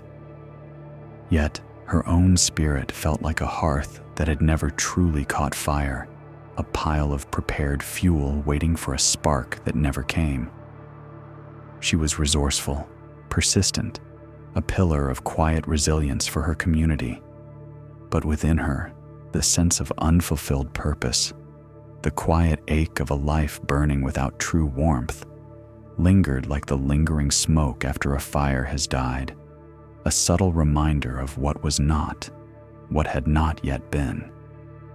She continued her work, her hands moving with their familiar practiced rhythm, but her heart yearned for a different kind of heat, a warmth that would finally reach her own quiet, unacknowledged depths. But despite her tireless efforts, her careful observations, and her quiet experiments, the deep coldness within Mira remained. Her fires continued to burn brightly for the village, their warmth a constant, comforting presence. Yet her own spirit felt like a hearth that had never truly caught fire, a pile of prepared fuel waiting for a spark that never came. She was resourceful, persistent, a pillar of quiet resilience for her community. But within her, the sense of unfulfilled purpose, the quiet ache of a life burning without true warmth, lingered like the lingering smoke after a fire has died, a subtle reminder of what was not, what had not yet been. She continued her work, her hands moving with their familiar practiced rhythm, but her heart yearned for a different kind of heat, a warmth that would finally reach her own quiet, unacknowledged depths. Then, the season turned, not with the gentle transition of warmth to cool, but with an abrupt, unrelenting descent into a prolonged rainy spell. The sky, which had so often been a benevolent, sun-drenched canvas, now wept ceaselessly. Day after day, the heavens opened, releasing torrents that blurred the edges of the distant hills and turned the dusty paths into muddy, impassable streams. The air grew heavy, thick with moisture, and a pervasive dampness seeped into every corner of the village, chilling bones and spirits alike. For Mira, this relentless rain brought more than just discomfort. It brought a profound and growing despair. The very foundation of her craft, the sun-baked dung, now lay sodden and useless. Each morning, she would venture out, her sturdy frame hunched against the downpour, searching for dry ground, for any piece of dung that might have escaped the pervasive wetness. But all she found was saturated earth and piles of her carefully gathered fuel, now soft and shapeless, refusing to dry. They absorbed the rain, growing heavy and cold, their silent promise of warmth dissolving into a muddy, inert mass. She tried everything. She spread the wet dung under the meager overhangs of roofs, hoping for a stray gust of wind, a whisper of dryness. She brought smaller pieces inside her own small dwelling, laying them near the dying embers of the previous day's fire, trying to coax out the moisture with what little residual heat remained. But the air was too heavy, too saturated, and the dung remained stubbornly damp, unable to ignite, unable to catch fire, unable to give forth its essential warmth. Her hands, usually so confident in their purpose, now felt useless, trembling with a rising sense of failure. Days bled into weeks, and the village grew quiet with a different kind of silence, the silence of hunger, of cold, of worry. The hearths that Mira usually kept burning, those steady hearts of the community, now lay dark and cold. The children, usually full of boisterous play, huddled close to their mothers, their faces pale with chill, the rhythmic sound of cooking, the comforting hiss of water boiling, the gentle crackle of a steady fire, all were absent, replaced by the relentless drumming of rain on thatch and the low murmur of anxious voices. Mira watched, her own heart aching, feeling the coldness within her intensify, reflecting the chill that had now spread throughout her village. Her life, she thought, truly was waste without warmth, for even the warmth she offered others was now extinguished, rendered impossible by the very nature of the world. Her sense of unfulfilled purpose deepened, settling upon her like the damp, heavy cloak of the prolonged rain. One particularly gray afternoon, as the rain continued its unceasing descent, Mira sat by her own cold hearth, her gaze drifting out through the open doorway. The world outside was a blur of gray and green, washed clean by the downpour. For a brief, unexpected moment, the dense clouds above thinned, and a pale, watery shaft of sunlight broke through, landing squarely on a cluster of dark, river-smoothed stones in her courtyard. It was only for a breath, a fleeting glimpse of light, before the clouds swallowed the sun again. But in that brief instant, Mira noticed something. The dark stones, even after days of rain, seemed to hold a subtle warmth, a residual heat that the sun had imprinted upon them, a memory of its power.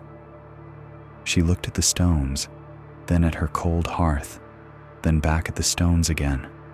Her mind, usually fixed on the familiar cycle of dung and fire, began to trace a different path. If the sun could imbue a stone with warmth, even for a moment, even through the rain, could that warmth be captured? Could it be used? Her hands, which had felt so useless just moments before, now stirred with a new, tentative energy. She rose, moving with a quiet determination, and began to gather the darkest, flattest stones she could find from the riverbed near her home.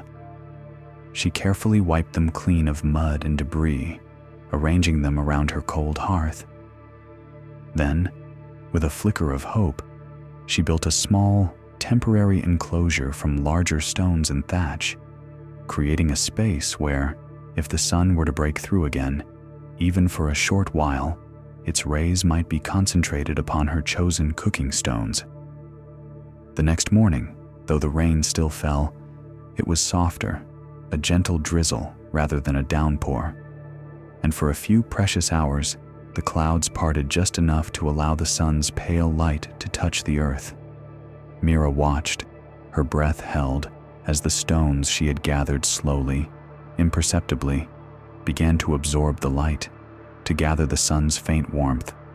It was a slow process, a different kind of heat, not the blazing intensity of a fire, but a gentle, pervasive warmth.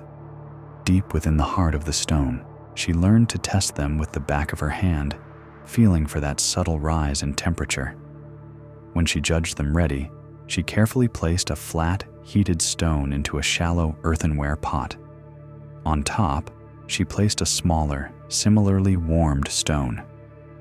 Between them, she laid out some damp, pre-cooked grains and a few root vegetables, wrapped tightly in large moist leaves. She covered the pot, sealing in the heat, and waited. The villagers, observing her strange new ritual, watched with a mixture of curiosity and skepticism. Some shook their heads, seeing only a woman clinging to a desperate, futile hope. But others, their hunger gnawing, lingered, a glimmer of hope in their eyes. Hours passed, marked by the slow, steady drip of rain from the eaves. Then, Mira uncovered the pot. A wisp of steam, thin and fragrant, rose from the leaves. The grains were warmed through, the vegetables tender, infused with a subtle, earthy flavor. It was not the hearty, fire-cooked meal they were used to, but it was warmth. It was food. It was sustenance. A quiet murmur rippled through the small crowd. One by one, hesitantly at first, then with growing relief, they brought their own pots, their meager rations. Mira, with renewed purpose, continued her work, carefully heating and placing stones, demonstrating this new, alternative way of cooking. The sun, even in its scarcity, had offered a different kind of warmth, and Mira had found a way to harness it. Later that afternoon, as the light began to fade and the rain settled into a soft, steady patter, the wise elder sought shelter under the generous eaves of Mira's dwelling. The elder's presence, as always, was a quiet blessing, a calming anchor in the damp, anxious air. Mira, her hands still stained with earth, offered a small portion of the sun-warmed grains and vegetables, now a precious commodity. The elder accepted with a gentle smile, the wisdom in their eyes reflecting the soft glow that now emanated from Mira's improvised hearth. They ate in comfortable silence for a time, the elder's slow, deliberate movements bringing a sense of peace to the small space. Then, the elder looked at the stones, now cooling, and then at Mira, their gaze soft, yet deep. "You have found warmth, Mira," the elder said, their voice a low, resonant murmur, like the gentle sound of the rain outside. Even when the accustomed fire refused to burn, Mira nodded, a quiet weariness in her voice. "The dung would not dry, elder. It became useless. Waste." She gestured to the pile of sodden dung outside, a symbol of her recent despair. "I felt my own efforts, my own purpose, had become waste." The elder was quiet for a moment, tracing the rim of their bowl with a gnarled finger. "And yet," they said, "this warmth, it is not from burning, is it? It is a different warmth." "It is the sun's warmth, elder," Mira replied, looking at the cooling stones. Held by the dark earth, by the stone, it required a different kind of patience, a different kind of seeing. "Indeed," the elder murmured. "And the dung, was it truly useless? Or did its inability to burn, its very refusal to provide the accustomed warmth, teach you something else? Did its waste reveal a new way?" Mira looked from the elder's calm face to the stones, and then, slowly, to the sodden pile of dung outside. She had seen it as a failure, a symbol of her own life's perceived barrenness, her inability to generate true heat. But now, through the elder's gentle words, a new understanding began to unfurl within her, like a tender shoot pushing through damp earth. The dung had not given warmth, no, but its failure to do so had forced her to look elsewhere, to seek, to improvise, to discover. It had pushed her beyond her ingrained habits, beyond what she thought she knew, towards an alternative, a hidden possibility. "It's waste," Mira whispered, the words tasting new and profound on her tongue. "It's waste." Showed me another path. It taught me that warmth has many sources, many forms. She looked at her hands, no longer feeling useless, but capable of a different kind of creation. Perhaps my own life, my perceived insignificance, my own waste of unacknowledged purpose. Perhaps it was not meant for a singular roaring flame. Perhaps it was meant to teach me, to teach others, about alternatives, about finding warmth where it is least expected in unexpected ways. A quiet warmth began to spread within Mira, not the fierce outward blaze of a fire, but a gentle, steady glow, like the heat held deep within a sun-warmed stone. Her life, she understood, held a different kind of warmth.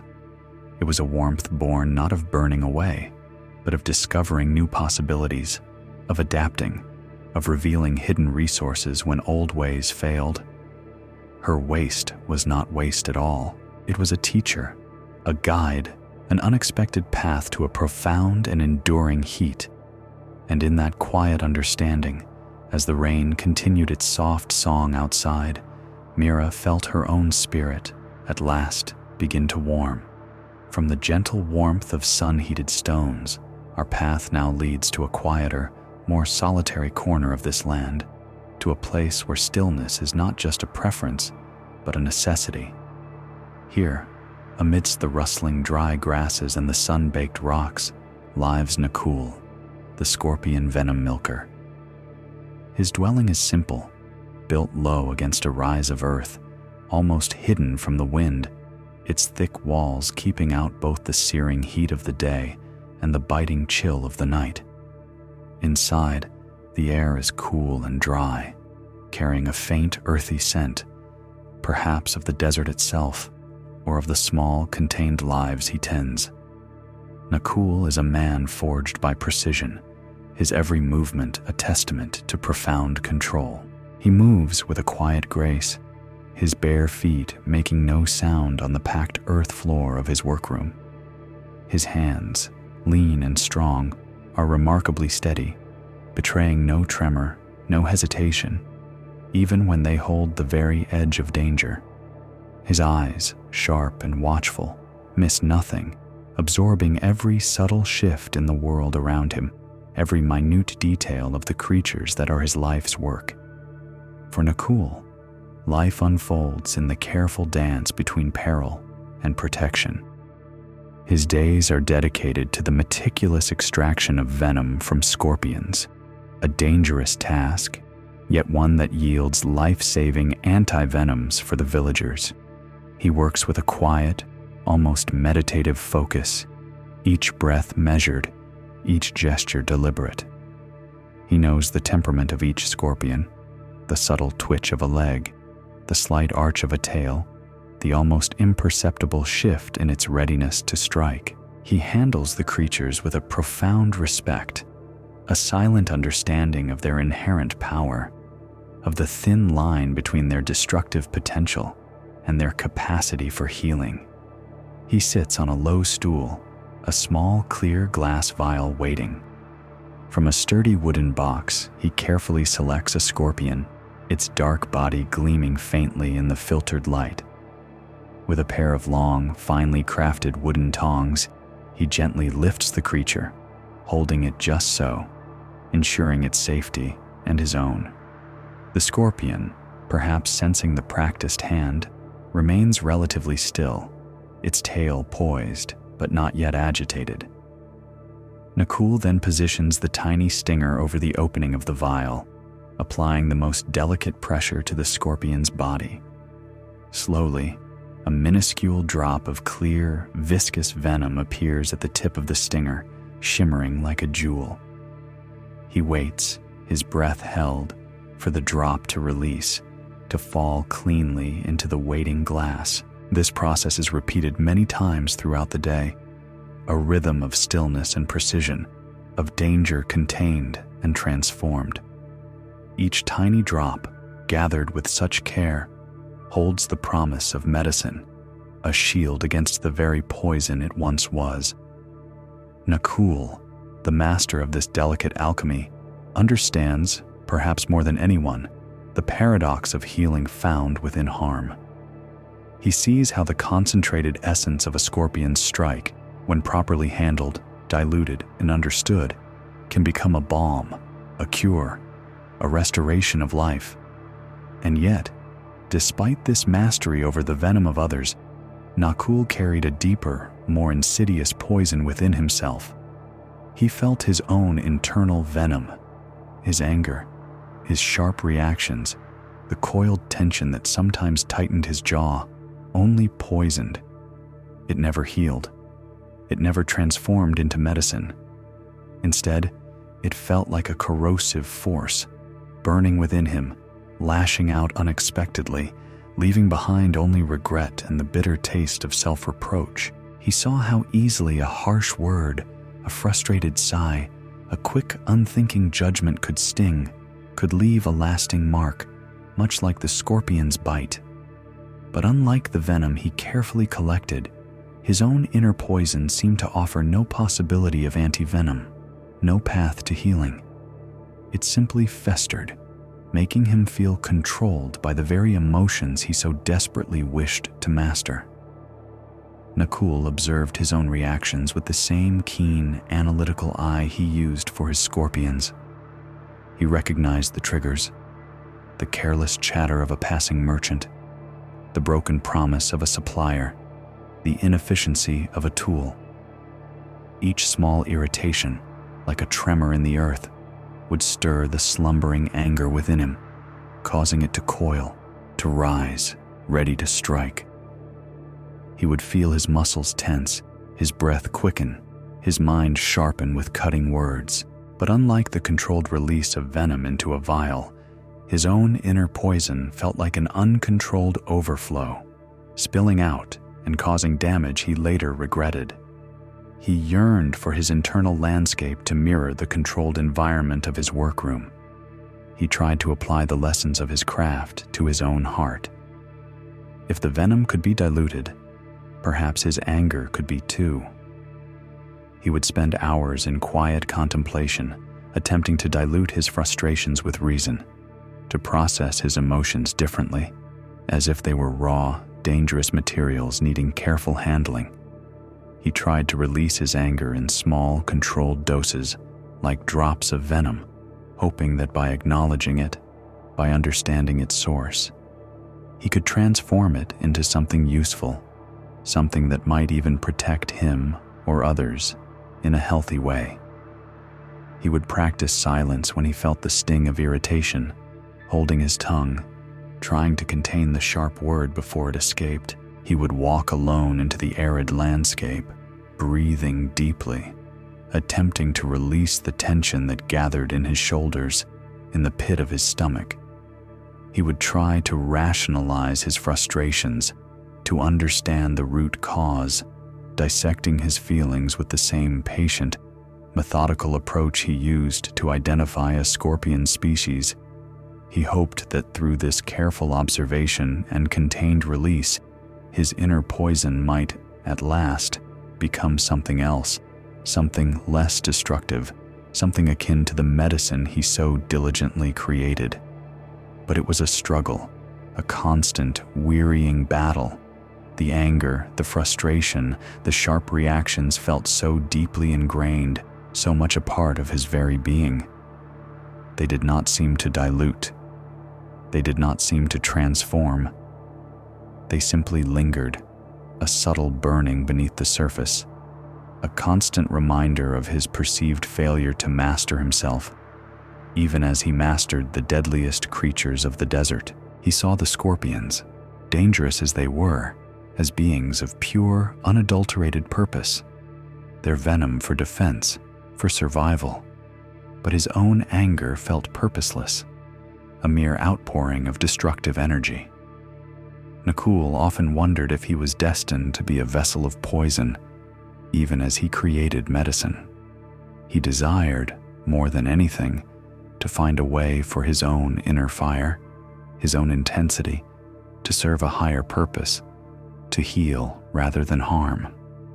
He yearned for his own volatile nature, to possess the same wisdom as the scorpions he handled, the wisdom of knowing when to strike, and perhaps more importantly, when to hold back, when to reserve one's strength. But for now, he felt only the sting of his own untamed venom, a constant, quiet battle within the precise contained world he had built around himself. He continued his meticulous work, gathering drops of external poison, while within, his own felt as untamed and as dangerous as ever, waiting for a true understanding to reveal its hidden purpose. One day, the morning light, usually a gentle friend, felt sharper, more insistent, as Nakul prepared for a particularly challenging session. He had set aside a specific scorpion, known for its formidable size and the potency of its venom. This creature was legendary among the villagers, spoken of in hushed tones, a symbol of untamed power.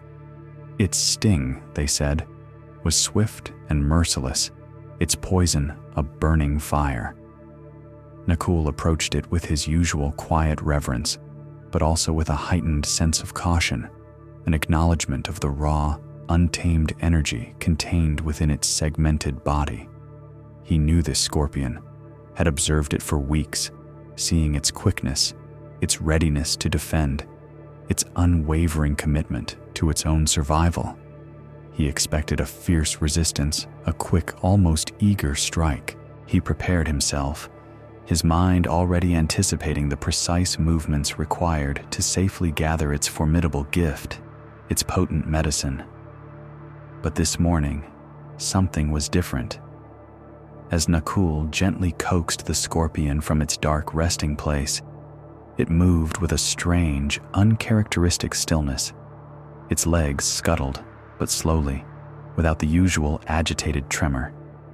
Its tail, thick and powerful, remained curled, not rising in the familiar arc of defense. Nakul, ever observant, paused. He saw the subtle tension in its body, the readiness, but not the will to strike. He tried again, a gentle prod with a soft stick, a slight vibration of the surface where it rested. He even introduced a small, dried leaf, mimicking the brush of an intruder, a perceived threat. But the scorpion remained impassive. It scuttled away from the leaf, yes, but its tail stayed down. Its stinger remained sheathed. No venom appeared. No drop formed at the tip. It simply refused. It held its poison within, a contained force, unreleased, unwavering in its stillness. Nakul watched, a quiet bewilderment settling over him. This was not the scorpion he knew. This was not the expected response. He had anticipated a challenge, a struggle even, but not this profound stillness, this deliberate withholding. He tried once more, with a soft whisper, almost an apology for the intrusion, a gesture of respect. Still, nothing. The scorpion, formidable and dangerous, simply refused to yield its venom. It moved slowly back into the shadows of its box, its purpose, for this moment, not to strike, not to poison, but to hold, to reserve. Nakul sat back on his stool, the empty vial still in his hand, his mind turning over this unexpected encounter. The creature, known for its fierce readiness, had chosen not to strike. It had chosen to keep its power. It had chosen to reserve its sting. Just then, a soft shadow fell across the entrance to his dwelling. The wise elder stood there, her presence as quiet and unassuming as a stone warmed by the morning sun. She carried a small basket of wild herbs, their subtle fragrance mingling with the dry, earthy scent of Nakul's workspace. Her eyes, ancient and calm, rested first on the scorpion's box, then on the empty vial in Nakul's hand, and finally on Nakul himself. She offered a small, knowing smile, a gentle affirmation that she had observed, perhaps, more than just her surroundings. She did not ask about the scorpion, nor the vial, nor the lack of venom. She simply sat on a low bench carved into the wall, her hands resting peacefully in her lap, her gaze soft, patient, and full of an unspoken understanding. Nakul felt a familiar tension begin to coil within him, the frustration of the unexpected, the challenge to his practiced routine. But as he looked at the wise elder, her calm presence seemed to dissipate the rising irritation, like a gentle breeze cooling a hot stone. He found himself speaking, his voice quieter than usual, almost a murmur of confusion. "Elder," he began, "this scorpion, it is the fiercest I know. Yet today, it refuses. It holds its venom. It will not sting." He gestured towards the box, a silent question in his hand. The elder nodded slowly, her eyes still on the scorpion's dwelling. "And what do you think it is saving its strength for, Nakul?" she asked, her voice like the soft rustle of dry leaves. "If not for the everyday challenge, for the expected provocation." Nakul pondered her words. He had always assumed a scorpion's venom was for any threat, any perceived danger. It was a tool, always ready. But this one had chosen otherwise. For a true threat, perhaps? He mused aloud, the idea forming slowly, like the first drop of venom, clear and precise. For something truly dangerous, something that truly means it harm. The elder's smile deepened, a silent encouragement, and his every passing shadow, every rustling leaf, every small, insistent touch, a true threat, Nakul.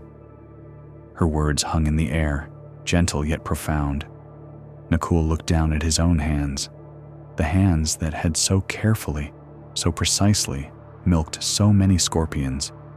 He thought of his own internal venom, his quick anger, his sharp words, his coiled frustrations.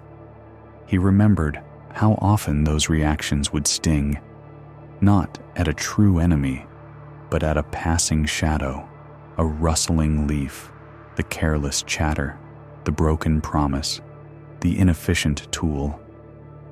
He had seen these daily irritations as provocations, as threats that demanded a strike, an outpouring of his own inner poison. But what if they were not true threats? What if they were merely the small, insistent touch that the scorpion had chosen to ignore? A quiet understanding began to unfold within him, like a flower blooming slowly in the desert night. He had always perceived his anger as an uncontrollable overflow, a poison that simply spilled out, causing damage. He had seen it as a sign of his own untamed nature, a failure to master himself. But what if it wasn't meant to overflow? What if it was meant to be reserved?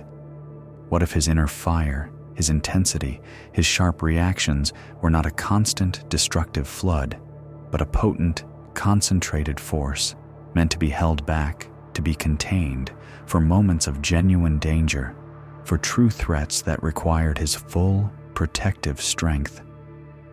He thought of the scorpion, its stillness, its unwavering resolve to keep its venom. It was not weak for holding back. It was not less powerful for refusing to strike at every provocation. On the contrary, its reservation was its strength. Its containment was its wisdom. By not expending its precious venom on trivialities, it preserved its most potent defense for when it truly mattered, ensuring its survival, its integrity. He had so often felt guilty, ashamed even, of his quick temper, his sharp tongue, seeing these traits as flaws to be eradicated. Now, he wondered if he had simply misunderstood their deeper purpose. What if they were not meant for daily skirmishes, for minor annoyances, but for protecting what was truly vital, for defending a core truth, a vulnerable soul, or a sacred boundary? Nakul felt a subtle shift within him, a quiet loosening of the tension that had so long coiled in his chest. His internal venom was not a flaw to be diluted, nor a poison to be constantly fought. It was a part of him, yes, a powerful, protective energy. But its purpose was not to lash out indiscriminately. Its purpose was to be held, to be channeled, to be deployed with the same precision and discernment that the scorpion had just demonstrated. It was not about suppressing it entirely, but about understanding its true nature, its rightful place, its proper timing. He had tried so hard to change himself, to be less of what he was, to be softer, more yielding. But perhaps the wisdom lay not in changing the essence of his strength, but in refining its deployment. He realized that his past struggles had been born from a profound misunderstanding. He had tried to empty himself of this inner force, or to dilute it, believing it to be purely destructive. But the scorpion had shown him a different path, the path of reservation, the path of knowing when to hold back, when to protect his own vital energy, when to save his strength for what truly mattered, for those rare moments when true courage, true defense was required. It was a profound difference, from seeing his anger as a constant leak to recognizing it as a carefully guarded reservoir. The wise elder rose slowly, gathering her herbs. "Containment, Nakul," she said, her voice soft as the desert breeze, "is not the same as overflowing, and sometimes true strength is found not in the strike, but in the unwavering stillness before it, in the knowing when not to release." She paused at the entrance, her eyes meeting his. "Your strength, like the scorpion's, has its purpose. It simply waits for its true calling." With that, she stepped out into the morning light, leaving Nakul alone in the quiet solitude of his dwelling. He looked at the scorpion's box, then at his own hands, no longer seeing a vessel of uncontrolled poison, but a guardian of reserved strength. His internal landscape, once a battleground of overflowing anger, now felt like a well-tended garden, where even the most potent elements had their proper place, their rightful purpose. He understood that his venom was not meant to poison himself or others in every interaction, but to act as a deep, protective reserve, a clear, powerful force to be called upon only when a true threat emerged, a true injustice demanded a stand. A profound sense of calm settled over him, deeper than any he had known before. The constant, wearying battle within him softened, replaced by a quiet acceptance, a new kind of mastery. He had spent so long trying to transform his inner poison into medicine, to dilute it, to control its outward expression.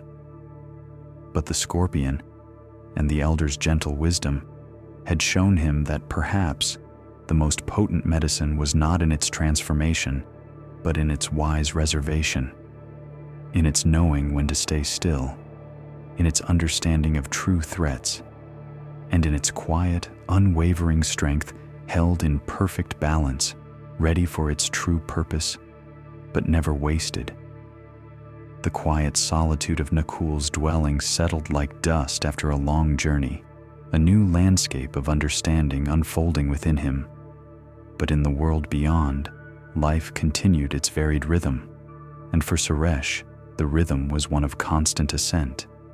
Suresh, the toddy tapper, was a man woven from ambition and light. His body, lean and strong, was a testament to the daily dance he performed with the towering palm trees that graced the sun-drenched landscape. His feet, bare and calloused, knew the rough bark intimately, gripping with an almost instinctual precision as he scaled the ancient trunks. Each morning, before the full heat of the sun had dried the dew from the leaves, Suresh would begin his climb, a small collection gourd strapped to his waist, his tools glinting softly in the nascent light. His youth pulsed through him, a vibrant, eager energy that shone in his bright eyes. He moved with a dancer's grace, agile and swift, always looking up, always reaching higher. For Suresh, life was a perpetual climb, a yearning for the sweetness that he knew resided at the very crown of existence.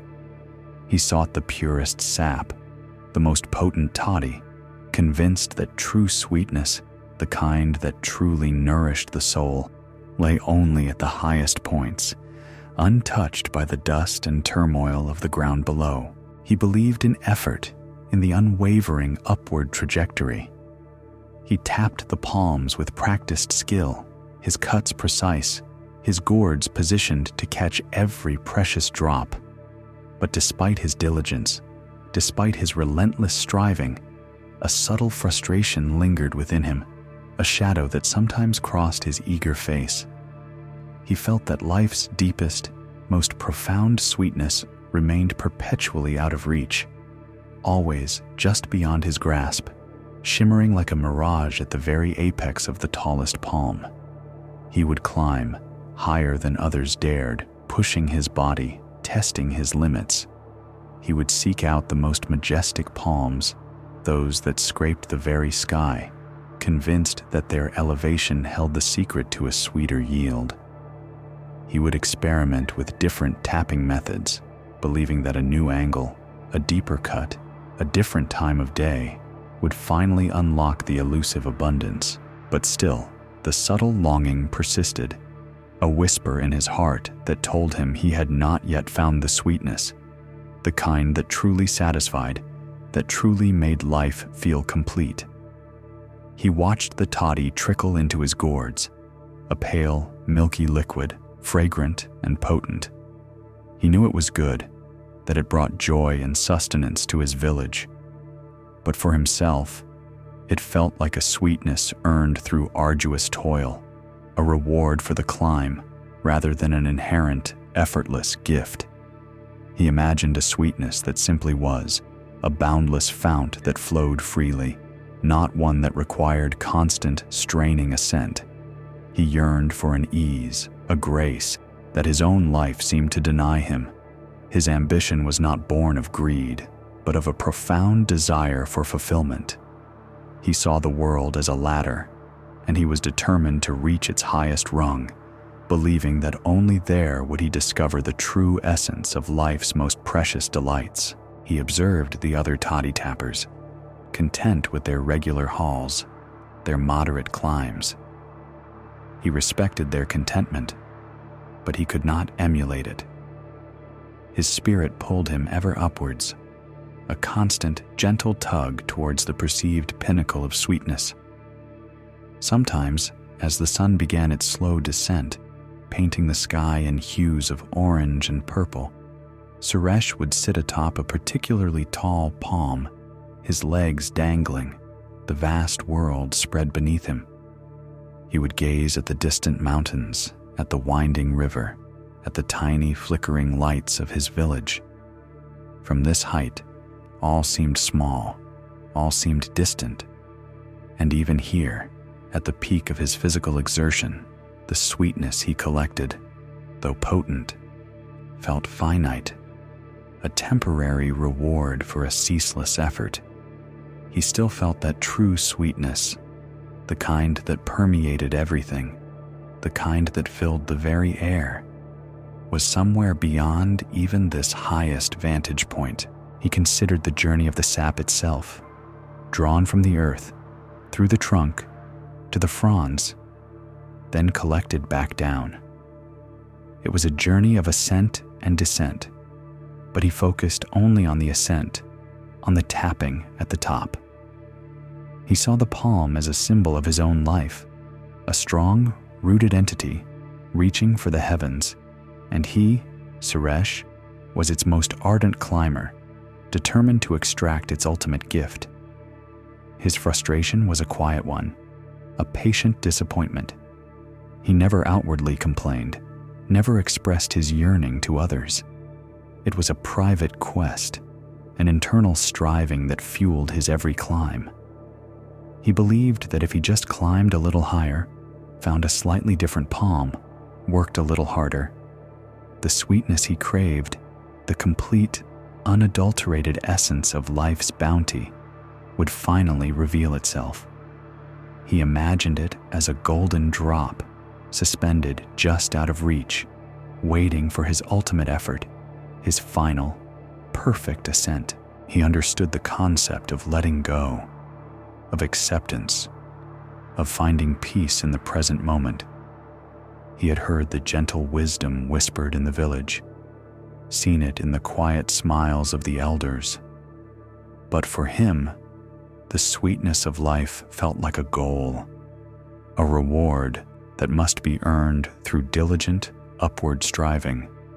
How could one simply accept what was when something so much sweeter, so much more profound, seemed to beckon from above? How could one find contentment in the mundane when the extraordinary glittered so tantalizingly high? So he continued his climbs, his body a well-oiled machine of aspiration. Each new dawn found him at the base of another palm, his eyes bright with renewed hope, his spirit yearning. He saw the height as the path, the effort as the key, and the unreached sweetness as the ultimate truth. He believed that the higher he reached, the closer he would come to that perfect, fulfilling taste of life, that pure, unburdened joy. He was a seeker of peaks, convinced that the greatest treasures lay only at the very top, awaiting those brave enough and strong enough to climb for them.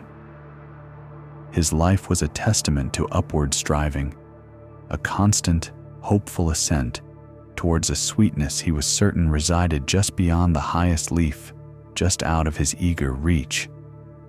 But then, the world, in its timeless rhythm, reminded Suresh that not all paths were upward, and not all sweetness resided at the summit. A storm, unlike any Suresh had witnessed in his young life, swept through the valley. It arrived with a sudden violent grace, tearing at the palm fronds, bending the sturdy trunks, and lashing the earth with sheets of rain. The very air, usually so still and predictable, raged with a primal force, a raw display of nature's indifference to human striving. Suresh watched from the shelter of his small dwelling, his heart heavy with a different kind of weariness. He pictured his beloved palms, tossed and twisted, their precious sap perhaps spoiled, their high-reaching crowns now vulnerable. He felt a deep sense of loss, as if the storm had not merely damaged trees, but had shattered his very philosophy, his belief in the steadfast ascent toward sweetness. The storm raged for a day and a night, a ceaseless roar that drowned out all other sounds, leaving behind a profound silence when it finally passed, a silence pregnant with aftermath. When the sun finally returned, gentle and hesitant, it illuminated a landscape forever changed. Trees lay fallen, their roots exposed to the sky like gnarled hands. Fields were waterlogged, paths turned to rivers of mud. With a heavy spirit, Suresh ventured out, his gaze drawn immediately to his grove, to the majestic palms he had climbed so diligently. Many stood, scarred but defiant, but one, a particularly tall and ancient one he had often scaled, lay damaged. A great branch had split, tearing a wound in its trunk, and the lifeblood of the palm, the sweet toddy, was no longer ascending. Instead, it was leaking, slowly, steadily, down the trunk, seeping into the rich, dark earth at its base, forming small, muddy pools. Suresh approached the damaged palm with a mixture of sadness and quiet resignation. This was it then. His efforts, his climbs, his yearning for the highest sweetness, all brought low, literally, by the storm. He knelt beside the pooling liquid, a murky, earthbound concoction, mingled with soil and debris. It smelled faintly of the palm, but also of damp earth, a scent that spoke of decay, of something lost and spoiled. He imagined the pure, clear sap he usually collected high above, now tainted, ruined, rendered worthless by its unexpected descent. A profound weariness settled over him, heavier than any physical exertion. This, he thought, was the true nature of life's sweetness. Fleeting, vulnerable, easily spoiled by the unpredictable turns of existence. It was not meant to endure, not meant to be found in the mundane, in the fallen. He traced a finger through the muddy liquid, a gesture of quiet despair. His quest, he felt, had been a foolish one, a misguided belief that something so precious could ever truly be grasped, truly be held. But then, a familiar presence emerged from the clearing mist, moving with the unhurried grace of the ancient land itself. It was the wise elder, her hands clasped gently before her, her eyes surveying the storm's damage with a serene, accepting gaze. She stopped beside Suresh, her gaze resting on the pooling toddy. She did not speak immediately, merely observed, her presence a quiet balm in Suresh's troubled world. Finally, she knelt beside him, her movements slow and deliberate, her gaze still fixed on the muddy liquid. "Such a path," she murmured, her voice soft as the rustle of dry leaves. "A different journey than the one intended." Suresh sighed, a sound heavy with disappointment. "It is spoiled, elder," he said, his voice tinged with bitterness. "All that sweetness, brought low, ruined by the earth." The elder looked at him, her eyes deep and knowing. "Spoiled?" she asked, her voice a gentle question. "Or transformed?" She dipped a gnarled finger into the muddy puddle, then brought it to her lips. A faint, knowing smile touched her lips. "Taste, Suresh," she invited, extending her finger, "and tell me what you find."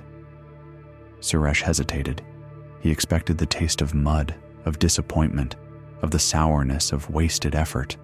But the elder's gaze was steady, unwavering, filled with a quiet insistence. With a deep breath, he dipped his own finger into the earthbound liquid. It was cool, rich, and undeniably mingled with the scent of damp soil. He brought it to his lips, expecting the worst, bracing himself for the confirmation of his despair. And then, a surprise. A shock of unexpected sweetness bloomed on his tongue, richer, deeper, more profound than any toddy he had ever collected from the highest reaches of the palm. It was not merely sweet, it was complex, earthy, imbued with a subtle depth that spoke of its journey. It carried the essence of the palm, yes, but also the memory of the storm, the embrace of the soil, the quiet wisdom of the earth itself. It was a sweetness transformed, deepened, made richer by its unexpected descent, by its communion with the very ground he had so often overlooked. Suresh's eyes widened. He tasted it again, slowly, letting the flavors unfold on his tongue. It was true. This muddy, earthbound liquid, which he had so readily dismissed as worthless, was not merely palatable. It was exquisitely, profoundly sweet. It was a sweetness he had never encountered in his highest climbs, a sweetness born not of elevation, but of immersion, of a journey through the unexpected, through the very things he had considered impurities. "It is sweeter," Suresh whispered, a tremor in his voice, a dawning wonder in his eyes, even sweeter than from above. The elder nodded, her smile widening slightly. "The earth holds many secrets, Suresh," she said, her voice soft as a lullaby. "And perhaps the journey through it sometimes reveals a different kind of sweetness, a deeper truth than the purity of height alone." She gestured to the damaged palm, then to the pooling toddy. "You sought sweetness by reaching higher, believing it resided only at the peak. But what if life's greatest sweetness is not always found in the heights we strive for, but in the unexpected descents, in the transformations that occur when it journeys through the earth, through the challenges, through what we perceive as loss?" Suresh looked at the palm, no longer seeing a symbol of his shattered ambition, but a teacher. He looked at the muddy pool, no longer seeing spoiled waste, but a fount of profound revelation. The sweetness, he realized, had always been there, flowing within the palm, but its journey, its unplanned descent, had changed its character, deepened its essence, made it accessible in a way his striving never could. It had been made richer, not poorer, by its passage through the earth. A quiet loosening occurred within Suresh, a profound shift in his perception. His relentless upward striving, his yearning for the unreachable, suddenly seemed less urgent, less necessary. He had believed sweetness was something to be conquered, a prize to be claimed from the highest branches. Now, he understood it could also be a gift, flowing freely, transforming as it traveled, revealing itself in the most humble and unexpected places, even in the mud at his feet. He thought of his past climbs, his constant efforts, his subtle impatience. He had overlooked the ground beneath him, the very foundation of life, in his fervent pursuit of the elevated. He had dismissed the mundane, the accessible, believing true value lay only in the difficult, the high, the pure.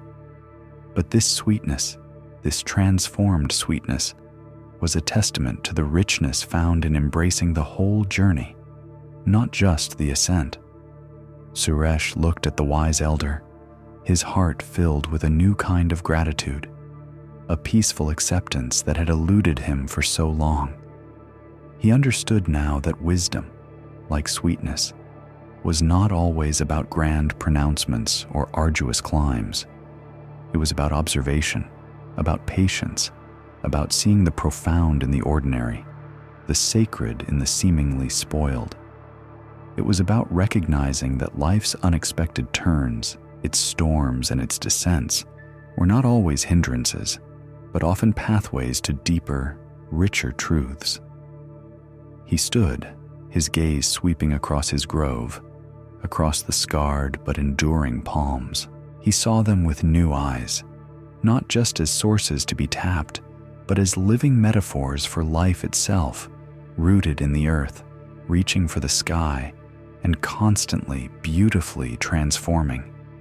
He would still climb for the art of it, for the tradition, but his climbs would be different now, imbued with a quiet appreciation for the journey, for the entire cycle, not just the summit.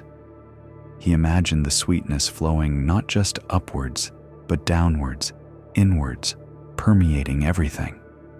He realized that true sweetness was not just a destination, but a continuous flow, a constant transformation, waiting to be discovered wherever life, in its infinite wisdom, chose to descend. And in that realization, a profound sense of peace settled over Suresh, a calm and abiding joy that had nothing to do with height and everything to do with acceptance. The sun climbed higher, warming the earth, drying the lingering dampness from the storm. The air, now clear and fresh, hummed with the gentle sounds of life renewed. Suresh walked slowly through his grove, no longer burdened by the need to reach, but open to receiving.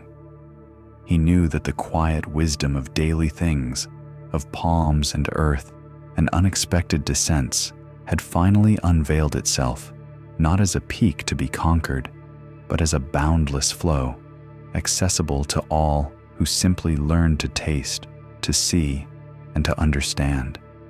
And in that understanding, his own life, once a ceaseless climb, found its deepest, most profound sweetness, right where he stood, in the humble, generous embrace of the earth itself.